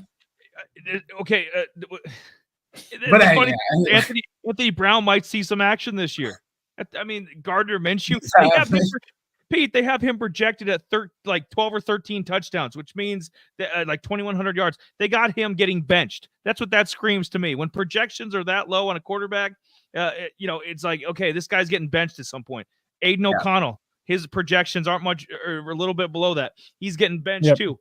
I mean, we might be on the third or fourth string quarterback by the end of the year. So it's not unthinkable that your Twitter beef with Anthony Brown might end up landing him starting quarterback of the Raiders. This is ridiculous. This is ridiculous. They have 3 tight ends that they and Harrison Bryant could be a backup just about anywhere in the league. This is ridiculous. You have a surplus of tight ends. You have no receiver. You have no receiver depth. I mean, Trey Tucker. I'm sorry, this ain't Cincinnati. Okay. Desmond Ridder ain't walking through the door. Okay. Sauce Gardner plays corner. Jerome Ford plays for the Browns. You ain't, there ain't no Final Four here. Okay. This team's a joke. They were going to be my rant for the night because the Broncos, I understand. You were handcuffed with Russ. Sean Payton didn't want him. I think Bo Nix is his guy. So I think he's happy now. You had to rebuild the team, so they're starting from scratch. I get that. You're getting a waiver with me. Chiefs going to do their thing. Chargers here, I'm going to be a little nicer too. Jim Harbaugh kind of resetting things. Yeah. This Raiders team is a joke. This team is a joke. They're Gardner Minshew. Shane Steichen, with the Colts last year, got him those numbers. He got Miles Sanders a contract with Carolina. He made Jalen Hurts into an MVP. And he turned Gardner Minshew. I mean, it's like fucking Cinderella. Okay? Now it struck midnight. It struck midnight because you got to work with the Raiders. Devontae's gonna request a trade mid-year. Yeah. Kobe Myers is gonna fall off. He ain't gonna be receiver 24 again. I guarantee you that. So Brock Bauer is gonna have to be the savior. I mean, literally, they are depending on a rookie tight end to save the day. Zamir White, I include in the top 5 just because you got to put a running back in there. Okay, they don't. I don't know. I guess you could disclude a running back, but I mean, Zamir White hypothetically is going to be their feature guy. So I don't know. What you have any other thoughts on the top 5 or any? Maybe Jay can put up the running back graphic if there is one. Oh yeah. Well, maybe there isn't one. Alexander Madison, Mr. I didn't score. Or whatever it was, like 3 touchdowns last year. Didn't score anything within the around the goal line. Just a scrub. I think Zamir White might have had more rushing touchdowns than Madison, and he only started like 4 games last year. Yeah. I actually think I was going to look that up quick too, since we're on the running back, so I can look that up here in just a second. All right. While you're doing that, I would swap Myers and Minshew. That was the only thing I was going to say. Yeah, I was going to say that too. I mean, White, I probably even though he was a rookie last year. I mean, My notes are telling me he struggled very early to get going. The last little week 15 to 18 is when he kind of start getting it kind of going on. He was a top 20 running back then. But is he Jamal Williams? Did he get a couple charity touchdowns late or something? Like this guy the Vikings are on crack. If they thought that this guy could be a feature guy, I mean, I don't know if they were trying to reset things last year. They knew Cousins would get hurt or something and they were going to be bad. Like, how you came into a year with Alexander Madison as your feature back blows my mind. Yeah, I don't think I can trust him because I don't think I can trust White. No. I mean, there's better running back to me that would probably take over White, and White is actually going way super late. And let me look while we're kind of talking on that because I'm not sure if he was drafted in one of our best ball leagues or not. I'm pretty sure he was, but I'm not sure where his ATP is at the moment. You look that up, but I'll see what Pete thinks here of Dylan Laube. This guy, he's from the Northeast. He's from New York, went to New Hampshire, FCS guy. I think he could jump everybody. I know he's not a between the tackles guy, but I mean, this guy does everything. He left FCS. It's like this is the ray of sunlight in the glass. Just it's a little gleam. Just like Marty Schottenheimer says, the gleam. There's a little bit of a gleam here for the Raiders. There's some hope. But Laube, 6th round pick, led all. I mean, like everything. He's like the Taysom Hill of running backs. This guy did everything in college. I mean, punt returns, kick returns, catching passes, rushing the ball. He was good at everything. He did a little hodgepodge of everything. Probably even threw a couple passes. I mean, this guy could literally do everything. how far, if you know anything about him, if, I mean, there were some studs. I mean, Isaiah Davis is a kid from South Dakota State that me and Jamie liked. I mean, he outperformed him. I mean, really, over the last couple of years. I mean, fantasy wise and just production wise, like Isaiah Davis, was drafted too. And I don't know, what do you think the ceiling might be, considering that Zamir White isn't exactly the toughest guy to like beat out. Madison for sure. Madison is you can beat Madison out and be the backup. So I think Laube has been doing well so far in the offseason. But if you guys know anything about him, like, is there any thoughts on him, or maybe draft, best ball or dynasty? Is there any value in Dylan Laube? I mean, I think the coaching staff likes him. I think he has a really good chance to beat out Alexander Madison. Zamir White, I don't know. We'll see. I'm not ready to say that, but I've seen enough of Alexander Madison, and I know we know what we're getting from Amir Abdullah, right? Receiving back. The same Nebraska. Yeah, I mean, I don't even know if he's probably a P squad guy that gets called up there when there's an injury, because at his age, I doubt he's going to want to be on special teams at all. I don't think that's what he signed up for. Yeah, at that point, just cut me. I'm not running down on punt return or kickoff or anything like that. But yeah, I mean, I think I like Zamir White. I think he's going to control this backfield at least this season. But am I going to sit here and say that Zamir White is so talented that it would shock me? I'd be maybe a little bit surprised if Laube took over the starting job. But Zamir White's not like the most athletically gifted or talented running back that I've seen, and Labe's good. He'd, like you said, a jack of all trades, did it all. So yeah, I mean, I like Labe as a prospect. I don't think it's a guy that I'm heavily focusing on, but he's worth a best ball swing and a guy in deep leagues maybe to target if you have deeper benches, especially like a 14-man or 16-man league. Maybe he's somebody to look at in case there's an injury to Zamir White, because I don't think Alexander Madison can hold the starting job from Laube if Zamir White got hurt. So that's kind of my please spare fantasy owners and people watching Red Zone. Please spare them from any more Alexander Madison. I saw enough of that clown last year. Please. Garbage goober, get out here and eat this garbage. Yeah, that's my thoughts on Madison. No, I guess if you're looking at it, they are more pass heavy than run heavy. And if they don't really have the weapons, especially with the loss of, Gallup and that, can they really depend on a lot of their wide receiving? I mean, their pass game, but would they, I think they would have to lean a little bit on, White, even though he's actually, I just looked it up. So he's actually going in the 9th round. So, I mean, I guess for an RB1, with the Raiders, I mean, that's good value. Yeah, I was gonna say it's good value. Someone's gonna have to get the ball, So I mean, he, we just saw maybe a little glimpse of what he did, last couple weeks of the year. He had some spurts here and there, with a couple. I think he had a touchdown before the end of the season. But can he actually get a little bit more touchdowns? Is a guy like maybe Dylan, going to come in and actually take over a little bit more, in the pass game too as well. Just because he's good. He's a speedster. He can actually get out there and actually run real quick too. So I mean, he can actually, just the highlights from what I've seen, dude, this kid's a burner. I mean, he can come in, he can actually probably be better than Madison. Be the RB2 in this core. Guys, the problem here is nobody in this running back room can score touchdowns. I mean, we'll see. I mean, maybe with a full workload, Zamir White can, but in Zamir's defense, I would take the over on 60%. Oh, yeah. William Stevenson, Willie Bo, Steve. That's great analysis. I would too, especially if Alexander Madison's be getting 24% of the touches. Are you crazy? Are you not give at least, if you're if Laube is going to be working his way up or whatever, or doing special teams and kick returns and stuff, then feed Zamir White a little more then, because Alexander Madison, I'm out on. Madison, I am out on. Maybe you bump Zamir White up to 70%. Make him a Jonathan Taylor-esque, 75%, and just have the workloads on you, bro. It's like all of it. Yeah.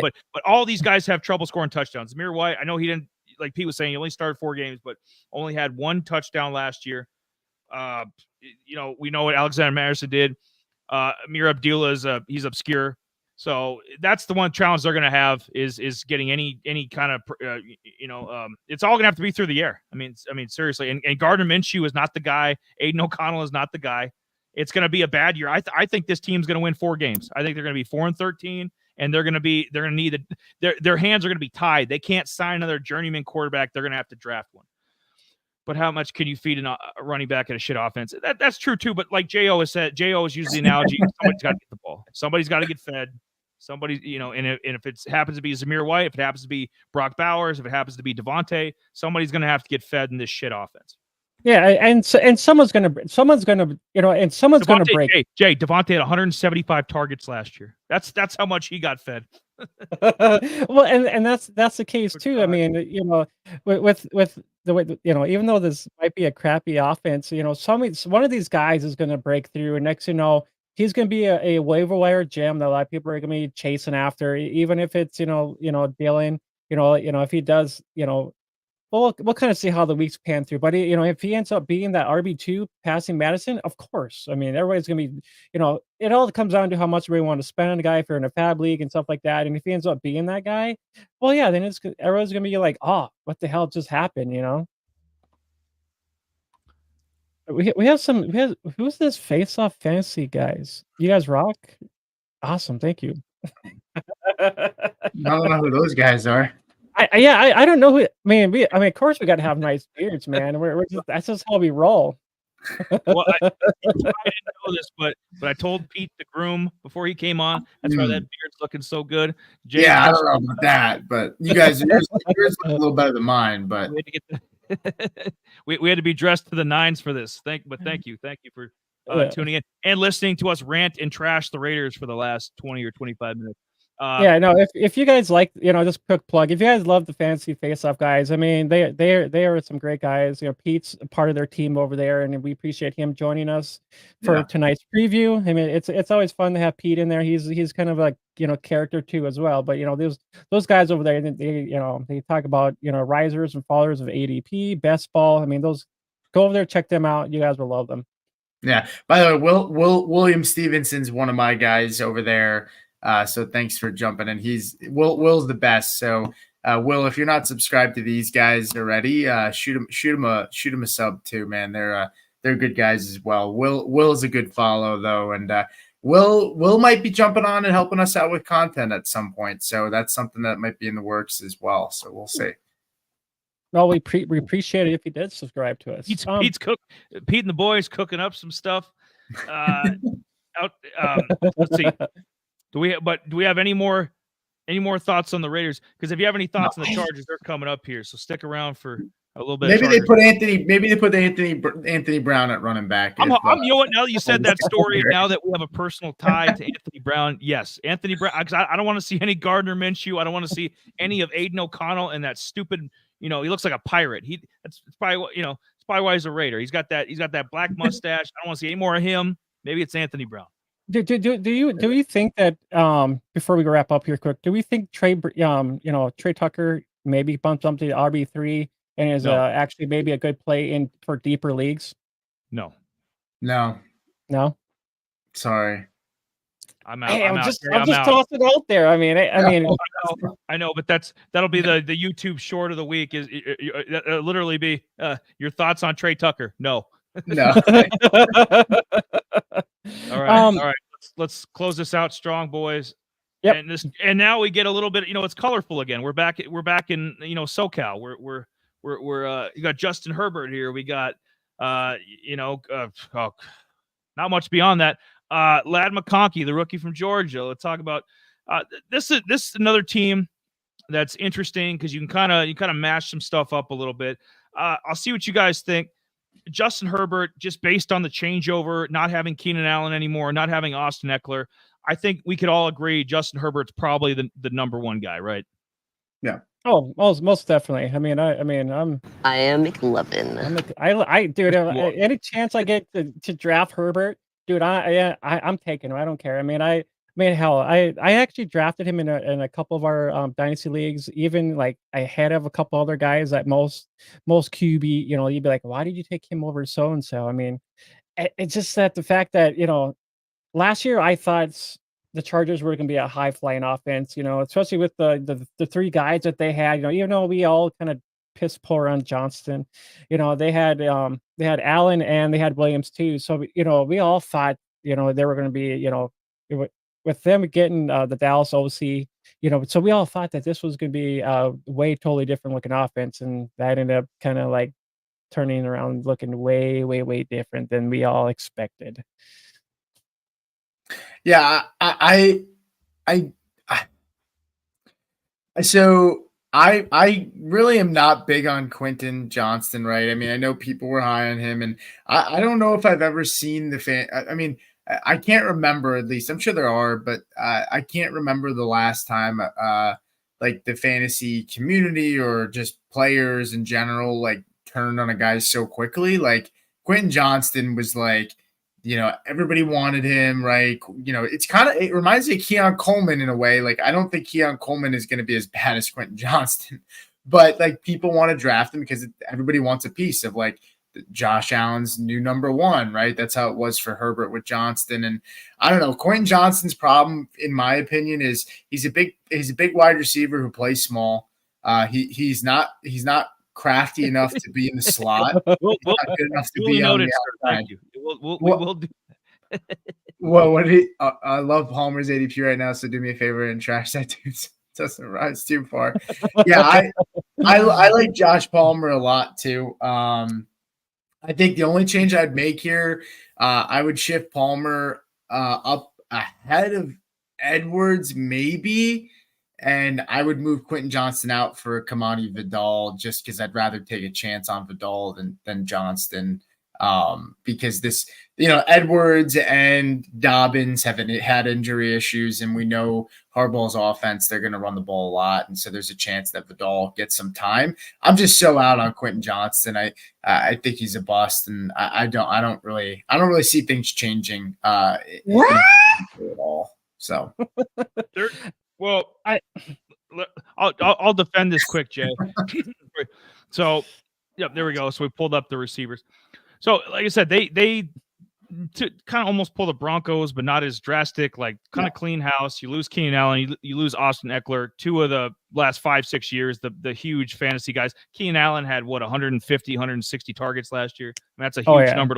Austin Eckler was an All-Pro running back, just even a couple years ago.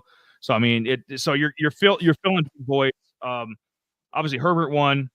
I put McConkey at 2 because I mean even the experts are even. Touted this kid too that he's going to step in. His college stats weren't that great. Obviously, he missed like 5 games last year, so he only caught about 30 balls at Georgia last year. But this is one of those that I tend to trust the experts on. I didn't follow him as closely as obviously Brock Bowers at Georgia, and Carson Beck to and Stetson Bennett before that. Some of the other skill position guys for Georgia the last few. Georgia teams, but I'll trust the experts on McConkey. And look what else is there. Okay, look, Quentin Johnston, like Pete, I'm out. Josh Palmer, last year of his contract. I don't think he's in any position to be demanding, 28 million, Nico Collins kind of money, where I need a 4-year, 28 million per year. I need 89 guaranteed. Like you're Josh Palmer, dude. Just stop. You be happy you're getting targets in the NFL. Like you're not that good. So Palmer, Johnston, out of the way. We're gonna go with Brendan Rice. He and Jerry Rice. It's his son. Brendan Rice, 7th round pick out of USC. And maybe there's some potential there, but like I said, lower end on the depth chart. I don't see him popping day one. So McConkey, it's not unthinkable. He could be receiver 1. That's not saying much in the offense, but at least you're working with Justin Herbert. Jim Harbaugh knows what he's doing. So it might take a little bit, but he's going to get this fixed. I'm more high on the running backs. Can we replace that? This is a guy cliche with this is a lad. Yeah, right. This guy pops, and we're going to have to. Yeah, that phrase is going to be in Webster's dictionary soon. Running backs, yeah, like Pete was saying, he's thinking, Kamani Vidal or maybe J.K. Dobbins is resurrected. You never know if J.K.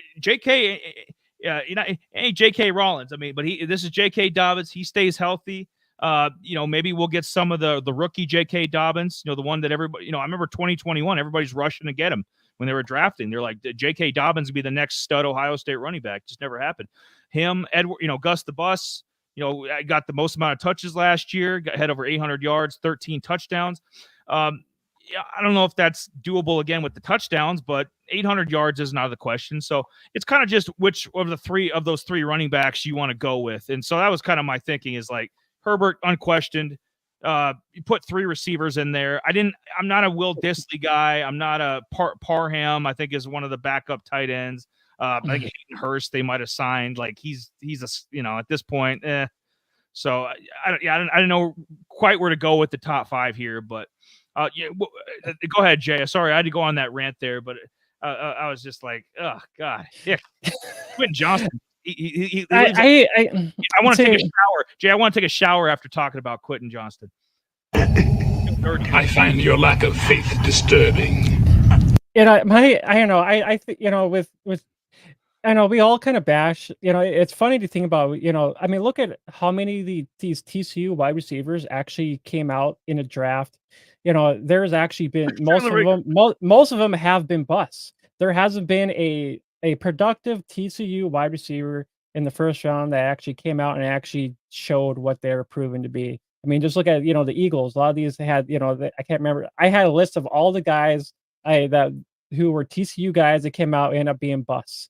They didn't pan out to be anything. And I'm hoping maybe there's a slight slimmer chance for Quentin Johnston to maybe, come in and actually be a little bit more productive this year. I mean, maybe return some of that value that most of us in Dynasty ended up drafting him to be. I just think there's targets going to have to be going around somewhere. And I think Quentin Johnston will kind of see some of that, even though some of us might be not on him. I just want to leave that little sliver of hope that maybe Quentin Johnston can do something this year. It would be a little bit better than Palmer, but that will be kind of we'll kind of see on that one. But my just thoughts on Palmer, I never really liked the guy. He was he's a wide receiver 3, always has been, but now he's getting wide receiver 2 stats now. That's the way I see him. Maybe, and Ladd coming in and being like the number 1 guy. So I mean, it's just kind of a mix and match, then, you mentioned Rice. Rice is another guy too. That's, so it's just kind of a plethora of flowers that could be just blooming at any moment. And I was going to say too, there's a lot of guys on 1-year deals or last year, their contracts, so there's going to be even more changeover. J.K. Dobbins was basically a 1-year deal. Josh Palmer's at the end of his rope there. I don't think he's going to get another, unless he just, plays out of his mind. He's not getting another contract. They're going to let him walk. DJ Chark, obviously, at this point, is a journeyman, just a warm body to fill a roster spot. He's a 1-year deal.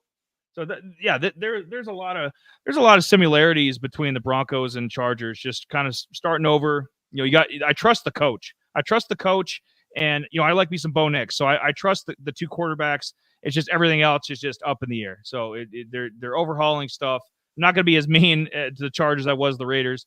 Quentin Johnston, obviously, he's going to be another Rashad Bateman comes to mind. I think he's going to be good enough to stay in the NFL. He's not going to be a total bust, but he's going to be a guy that's probably not going to get a second contract from this team. Absolutely not. Yeah, and Quentin Johnston is actually going in like 14th round. Palmer 13th round, and Ladd's up there just a little bit more. I think he was in a 9th round in a best ball draft that I did here earlier this year. But based on the quarterback guys, do you think? I openly said, Will Dissly, Hayden Hurst, is there anybody that could benefit? Justin Herbert is the guy can sling it. I mean, we remember his first couple years, and having Jim Harbaugh now, like, who of this whole crew, guys, can take the most advantage of the new Harbaugh and Herbert combo? Like, what player or a couple players, for fantasy owners can benefit from them teaming up? My thoughts here quick on the tight end room. Garbage goober, get out here and eat this garbage. That's it. It's hard to say. I mean, I think Justin Herbert. That's the only. I know you kind of said between the combo of Harbaugh and Herbert. Like Justin Herbert's the biggest winner here. He finally gets a good coach. I think everybody's a winner, to be honest. I don't think there's anyone specifically. I mean, even Quentin Johnston, who I think is dead. Like maybe he can, salvage his career. It's only year 2, but running back position probably benefits the best, right? Out of wide receivers and running backs, because this is running back friendly system, right? And the offensive blocking scheme should be better. So I mean, that's not a gushing endorsement, but that's the best I can say for this team, to be honest. Well, that, and then the targets that a lot of the tight ends, we had. I was looking at the wrong ones. I was sorry. I was actually looking at the Raiders targets, so I actually had to. Oh flip my God! thing Don't bring them back up again. Because I just wanted to quickly see how often that they were actually how often they were targeting the tight ends there. So pretty much, and I think this is kind of Everett saw 35 targets. Perham saw 22 targets. So I mean, maybe 25 some odd targets. Jay, they couldn't re-sign Gerald Everett. I think he might be a sleeper. Like, I mean, he's going to have a hell of a time with him and Cole Kmet with the Bears now as being a number 2 tight end. But it's like they couldn't find money for Gerald Everett. I'm pretty sure he wasn't that expensive. Like, and you let Gerald Everett. That's what I want. We'll rip the Chargers about is you let you go sign Will Dissly and Hayden Hurst, but you can't re-sign Gerald Everett, who's at least a top 20 fantasy tight end. Yeah. So let me. So Everett saw 35 receptions. So total, he saw 44 targets. Perham saw 37. So their tight end room is kind of acclimated into a lot of the their passing offense a little bit, but yeah, I don't trust Hayden Hurst. He's been bouncing around, and I don't trust any of these other guys that they end up getting. So I probably end up punting a lot. I mean, for me, I think there's a lot of other better tight ends out there that you'd be drafting over Hayden Hurst in the first place. And Hayden Hurst is probably just a weekly buy guy for you anyways, and in a deep flyer too as well. So that's just my thoughts on that. You know what? Will Bob Steve? Yes. We need to, he needs to make a regular appearance on this show. Some of his comments, I'm loving. How much do you take from Harbaugh's history of leaning on rushing his quarterback? Herbert can move. I mean, like they've never tapped. Yeah. I mean, a little bit, but Chargers have never really tapped into that. I remember him in Oregon, and he just running over people. I mean, he was, he's kind of like a Josh Allen. Think about it, not quite as husky or whatever, but like Herbert can get rushing touchdowns. He can get rushing yards. We know what he can do the air. I mean, Herbert has the skill. That's what people have kept saying. He's got the skill to be a top 5 quarterback, to be a top 5 fantasy quarterback. He's got all the talent in the world to do that. Now it's just the supporting cast and the coach that got to do right by him. But yeah, he's got it in him. He's got it in him to have 500, at least 500 rushing yards, maybe a handful of rushing touchdowns to add into, 30 passing touchdowns and, 4,000 yards. And that put him up in elite air. I mean, I put him up in that Josh Allen, and Jalen Hurts and, Mahomes and that kind of category, like fantasy wise. Like, yeah, I just, when it comes to, if you think about what the Michigan did last year, they weren't really pass heavy all too often. They were more run heavy just because they actually had freaking Corum there who actually ran most of the bulk of their offense. They did a little they tossed it here a little bit here and there, but I don't think they have the running room to be a Corum, kind of like a Michigan offense. I don't think they have that with the core that they got now. I mean, Gus Edwards, we kind of know what we got with him, with a rookie coming in, you meant, Dobbins, Pete, you were talking here I think it was Monday's show. You're talking about running backs that tore ACLs and comparing a lot of these guys, and Dobbins played one game last year and nothing, with, being a Achilles. So we don't know what, it's kind of like we can kind of say that both Edwards and Dobbins came from the Ravens to another system with the Chargers. Pretty much what. So it's kind of like we're kind of seeing Jay. It's like the 49ers and Dolphins. You know how like Yeah. all the old 49er running backs set up in Miami. Now all the old Ravens running backs and all the old Ravens players, Mark Andrews. That's what they should do. I mean, you have enough of the old Ravens as it is. If the Ravens need to move, so they can get Likely some playing time, or even trade Isaiah Likely, send him over to the Chargers. Isaiah Likely would start day one over these scrubs as a tight end one. Just saying, if you want to keep sending Ravens over to send the Chargers, shit, man, get him a tight end, get him Mark Andrews or Likely. Yeah, I just my overall thoughts here. I think Gus Edwards is the border top 25 running back because he wasn't quite, he didn't skim that, but I mean he was kind of good, but so I think he's just very skim top 35 or top 25 guy. 25th ranked running back last year. Yeah, and that's Jay. He didn't do. I mean, that's with 13 rushing touchdowns. Yeah, I mean he was only 25th with 13 rushing touchdowns, so he didn't do much else. And I think that might be a little bit different just because they had Jackson there and he was more kind of that rush dual threat guy. Herbert, he's pretty much more your in pocket, so we might see it might be a little bit different with Edwards. So I think this could be a kind of Edwards be your RB1, and then the rest of it's just a committee after that. And then Dobbins, he missed kind of most of the season. Ladd, I think Ladd will be the RB or wide receiver 1.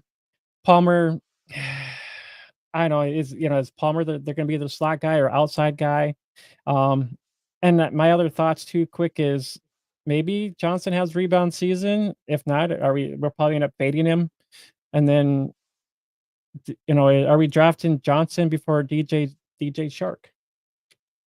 That's kind of my thoughts on all that.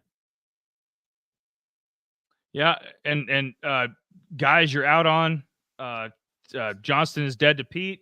Isaiah Spiller is dead to me. I'd rather have CJ Spiller. I don't know what CJ is doing these days. Bring him back from the old Bills days. Yeah, what is going on? I don't know. Does Isaiah I actually kind of get scared because sometimes I think that we talk about Gus Edwards, Vidal. I don't care less about Dobbins. Is there a chance that Isaiah Spiller just comes out of nowhere and actually plays? See, that's what I was hoping. I thought maybe last year with them, Eckler kind of being right, that Spiller would have, came in and actually should have given him some more opportunities to see what they had in him instead of just bringing in a bunch of other guys. And I actually I actually thought I wanted Spiller to actually be that guy because I was just like, dude. Anything, guys, anything is possible. Jamal Williams had 17 touchdowns in the season. Yeah. Raheem Mostert had 20 touchdowns in the season. So I mean, I'll be a monkey's ass if I see Isaiah Spiller somehow with 10 touchdowns out of nowhere.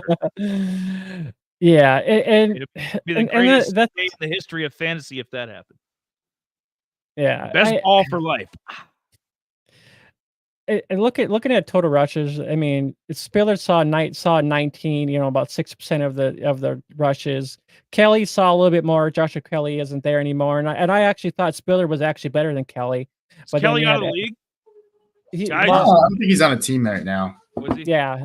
I know he's not on the roster right now, but as far as I know, is that Kelly was kind of in the way of Spiller, and now they brought in a whole slew of other guys that kind of limited Spiller's opportunities to kind of do that, but Spiller only had four carries in the red zone, and then Kelly is out, so I think this is going to be a way totally different looking, especially when it comes to red zone rushes and touches, and maybe Gus is that guy, and Vidal, I really don't know much about him as well since we didn't have an opportunity to check him out, but he was a beast at Troy.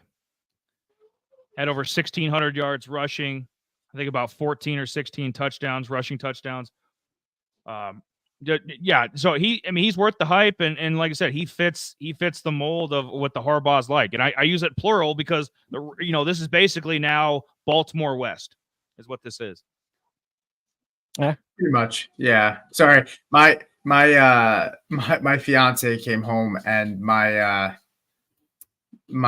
front door was locked, so I had to Oh, yeah. run in. She's like, oh, might not be too good for you if honey. Very cold. Yeah, Jamie's had to climb in the window. We Jamie used to have to climb up the house to get, like fucking Spider-Man, and have to when he'd lock himself out. That's funny. Yeah, no, it's all good. Yeah, I mean, hey, it's all right, man. Williams, it's all good. Yeah, I kind of have fat fingers when it comes to me and my phone too. So hey, it's all good. Is there any last thoughts on the Chargers before we just get into the rookies? Just overall thoughts on the rookies, what we think in this division. No, not a ton. I do got to jump off, guys. So I do apologize. This is like hour 3 for me, and my fiance's home now. But I appreciate you guys having me on. I hope to be on again soon. We'll coordinate something to get me on here. But yeah, I appreciate it. It's been fun. I was a little in and out there for the last 10 minutes trying to get stuff together while she was getting ready to get home, and you didn't miss anything. We're talking about some scrub running backs, so we're good. Yeah, it happens. All right, fellas. Well, have a good rest of the show. I will catch you guys. All right. All right. You have a good one, Pete. Thank you for joining us. Thank you. Yeah, you got it, fellas. Later. Well, Pete has exits, and yeah, we're gonna just wrap up our show here with Eli's rookie rankings here real quick. This is just only in division. It's not overall. This is our just overall thoughts on rookies in division from this year's draft. Yeah, and the rankings there are, this show ends the Peter Gunn show. Yep. We love Pete. Yeah, hopefully we can get him back. Be great for the start, like a season preview, like the whole scope of everything, after we see a few preseason games or something. That'd be great to get Pete back on again. But yeah, top 5 rookies here. I base it off the ADP of the dynasty drafts. So when it says Brock Bowers is 1 of 12, that means he's number 1 of 12 eligible tight ends. When I say Bo Nix is 5 of 9, he's 5th of 9 eligible quarterbacks. So that's kind of how that goes down there. Brock Bowers, I put at 1. Because I think he's a can't miss guy. I don't think, and with some of the, Devontae's getting up there in age. Jacoby Myers probably isn't going to be what he's been the past few years with the Patriots and Raiders. So Brock Bowers is pretty much going to be on an island soon, and he's going to be probably end up being what Travis Kelce is to the Chiefs eventually. So put him 1. Bo Nix at 2. Very high on Bo Nix. There's a couple of quarterbacks I would definitely put him over in the future. Definitely Drake May. Drake May is definitely one I would put him over, no questions asked. Possibly even McCarthy and Caleb Williams too. Number 3, Lad McConkey. Get yourself a. This is the lad. Get yourself a lad. This is he's another guy. I think he's a can't miss. I don't know how high his ceiling is, but I think Lad McConkey is going to be a can't miss guy. Jay thinks he's going to be the number 1 receiver with the Chargers. I think so too, based on what he's working around. Josh Palmer, basically a 1-year guy. DJ Chark, 1-year guy. Quentin Johnston, So Lad McConkey, they got him. Lad McConkey Xavier Worthy, I put at 4. Not Jay's favorite guy, but he's going to get fed. I mean, it's Mahomes, it's Andy Reid, it's the Chiefs offense. If had he gone to Carolina, he'd be a bust. Let's just be honest. But Chiefs, they're gonna turn him into something. So I put him at 4. And number 5, because I'm really high on Troy Franklin. I love the Franklin Nix combo. Sounds like an acoustic band or something. Franklin Nix. Put them at 5. Troy, Pete mentioned his concerns about, the slender body and maybe being a Devontae Smith, maybe having trouble getting off the line. And but Troy Franklin, I saw enough of him at Oregon. I think to some degree he's going to succeed. So I put him at 5. And you can include Vidal, the running back from the Chargers. He was in consideration for sure. And Wiley, tight end from the Chiefs, he was another honorable mention. So there's a couple guys that you could have worked in here. What do you think? Do you have any other guys you'd put in the top 5 or any thoughts on the rank? No, I don't think I have any other guys I'd probably put up in there. I think these rankings are just fine for most of the top guys. I probably put McConkey at 2, Worthy at 3, even though I don't like Worthy. But Bo Nix 4 and Franklin at 5. So I just kind of swap a few things around there. So that's just kind of my thoughts on these rookies here. I mean, there's 2 other rookies, but I mean, far as like high end rookies, I mean, these are the main guys you want to worry about. Well, I mean, I guess if you want to, if Blake Watson does kind of end up being the guy, maybe pit him at. That's the secret sauce, Jay. That's the guy that could have one of the higher ceilings in this draft, or this class. Because remember, Austin Eckler was undrafted. So it's not a lot of these great, a lot of these really good running backs, the last 5-10 years have been undrafted. So, I mean, Austin Eckler just comes to mind because of how productive he was, with his Charger years. So it's not unthinkable that Blake Watson could, someday just blow up and be maybe be a Pro Bowler, maybe be a top, top 10 fantasy back. Absolutely. Yep, that's about right. He's a penny stock right now. Get your shares of him. Yeah, he is, and he's kind of my one. And I mentioned earlier, he's my dark horse guy to kind of keep an eye on.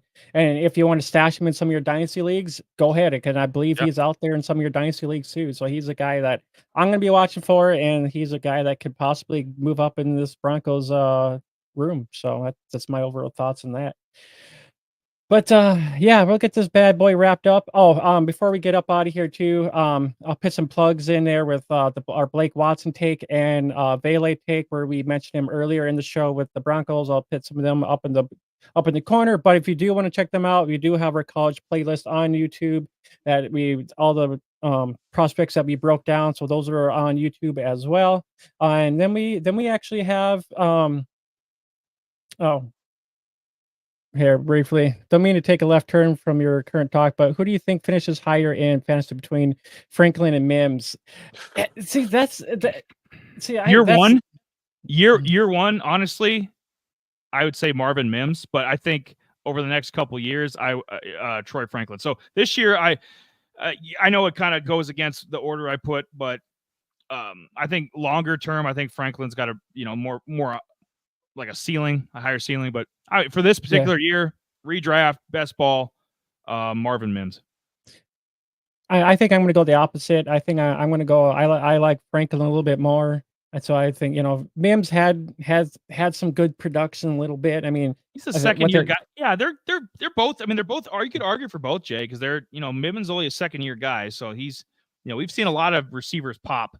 Year two, I see, and this is where I thought real too quick that Franklin, I think he competes with Mims to actually be wide receiver too, because I think they're both talented enough, but I just think Franklin has the higher ups to actually be the wide receiver too. There, that's just me. I just think so. Here's my thoughts too. We had Mims.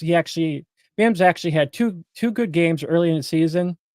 Boom, week 2 and 3, he actually had 119 odd yards. I think he had a touchdown in one of those games, and then fell off after that. He was just kind of pretty much a nobody. So I mean, I can kind of see the tilt too, with between those two guys. And if you're doing best ball, hell, I'd take my shot on Franklin just because Mo and Franklin already have that rapport already. Yep. So I just that's my thoughts when it comes, because these guys played with Oregon. So that's my thoughts on that.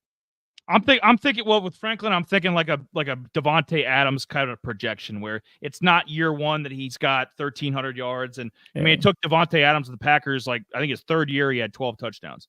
So some of these guys that have higher ceilings. So yeah, Mims year one for sure.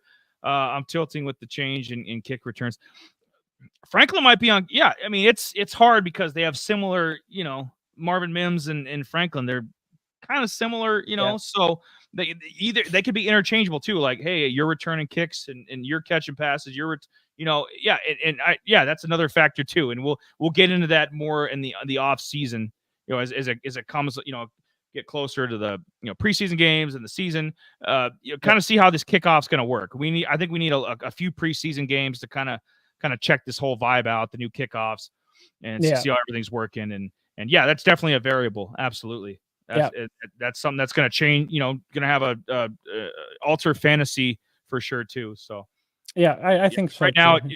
gun to my head, Mims, year 1, 24 Mims, and Jason. So yeah, I don't think you can thing. go wrong with either. I don't think they're going to both bottom out unless there's a major injury. I don't think either of them are going to bottom out and just shit the bed. I think you're going to be okay because you're going to get good value where you draft both of them. So yeah, those are my thoughts too as well.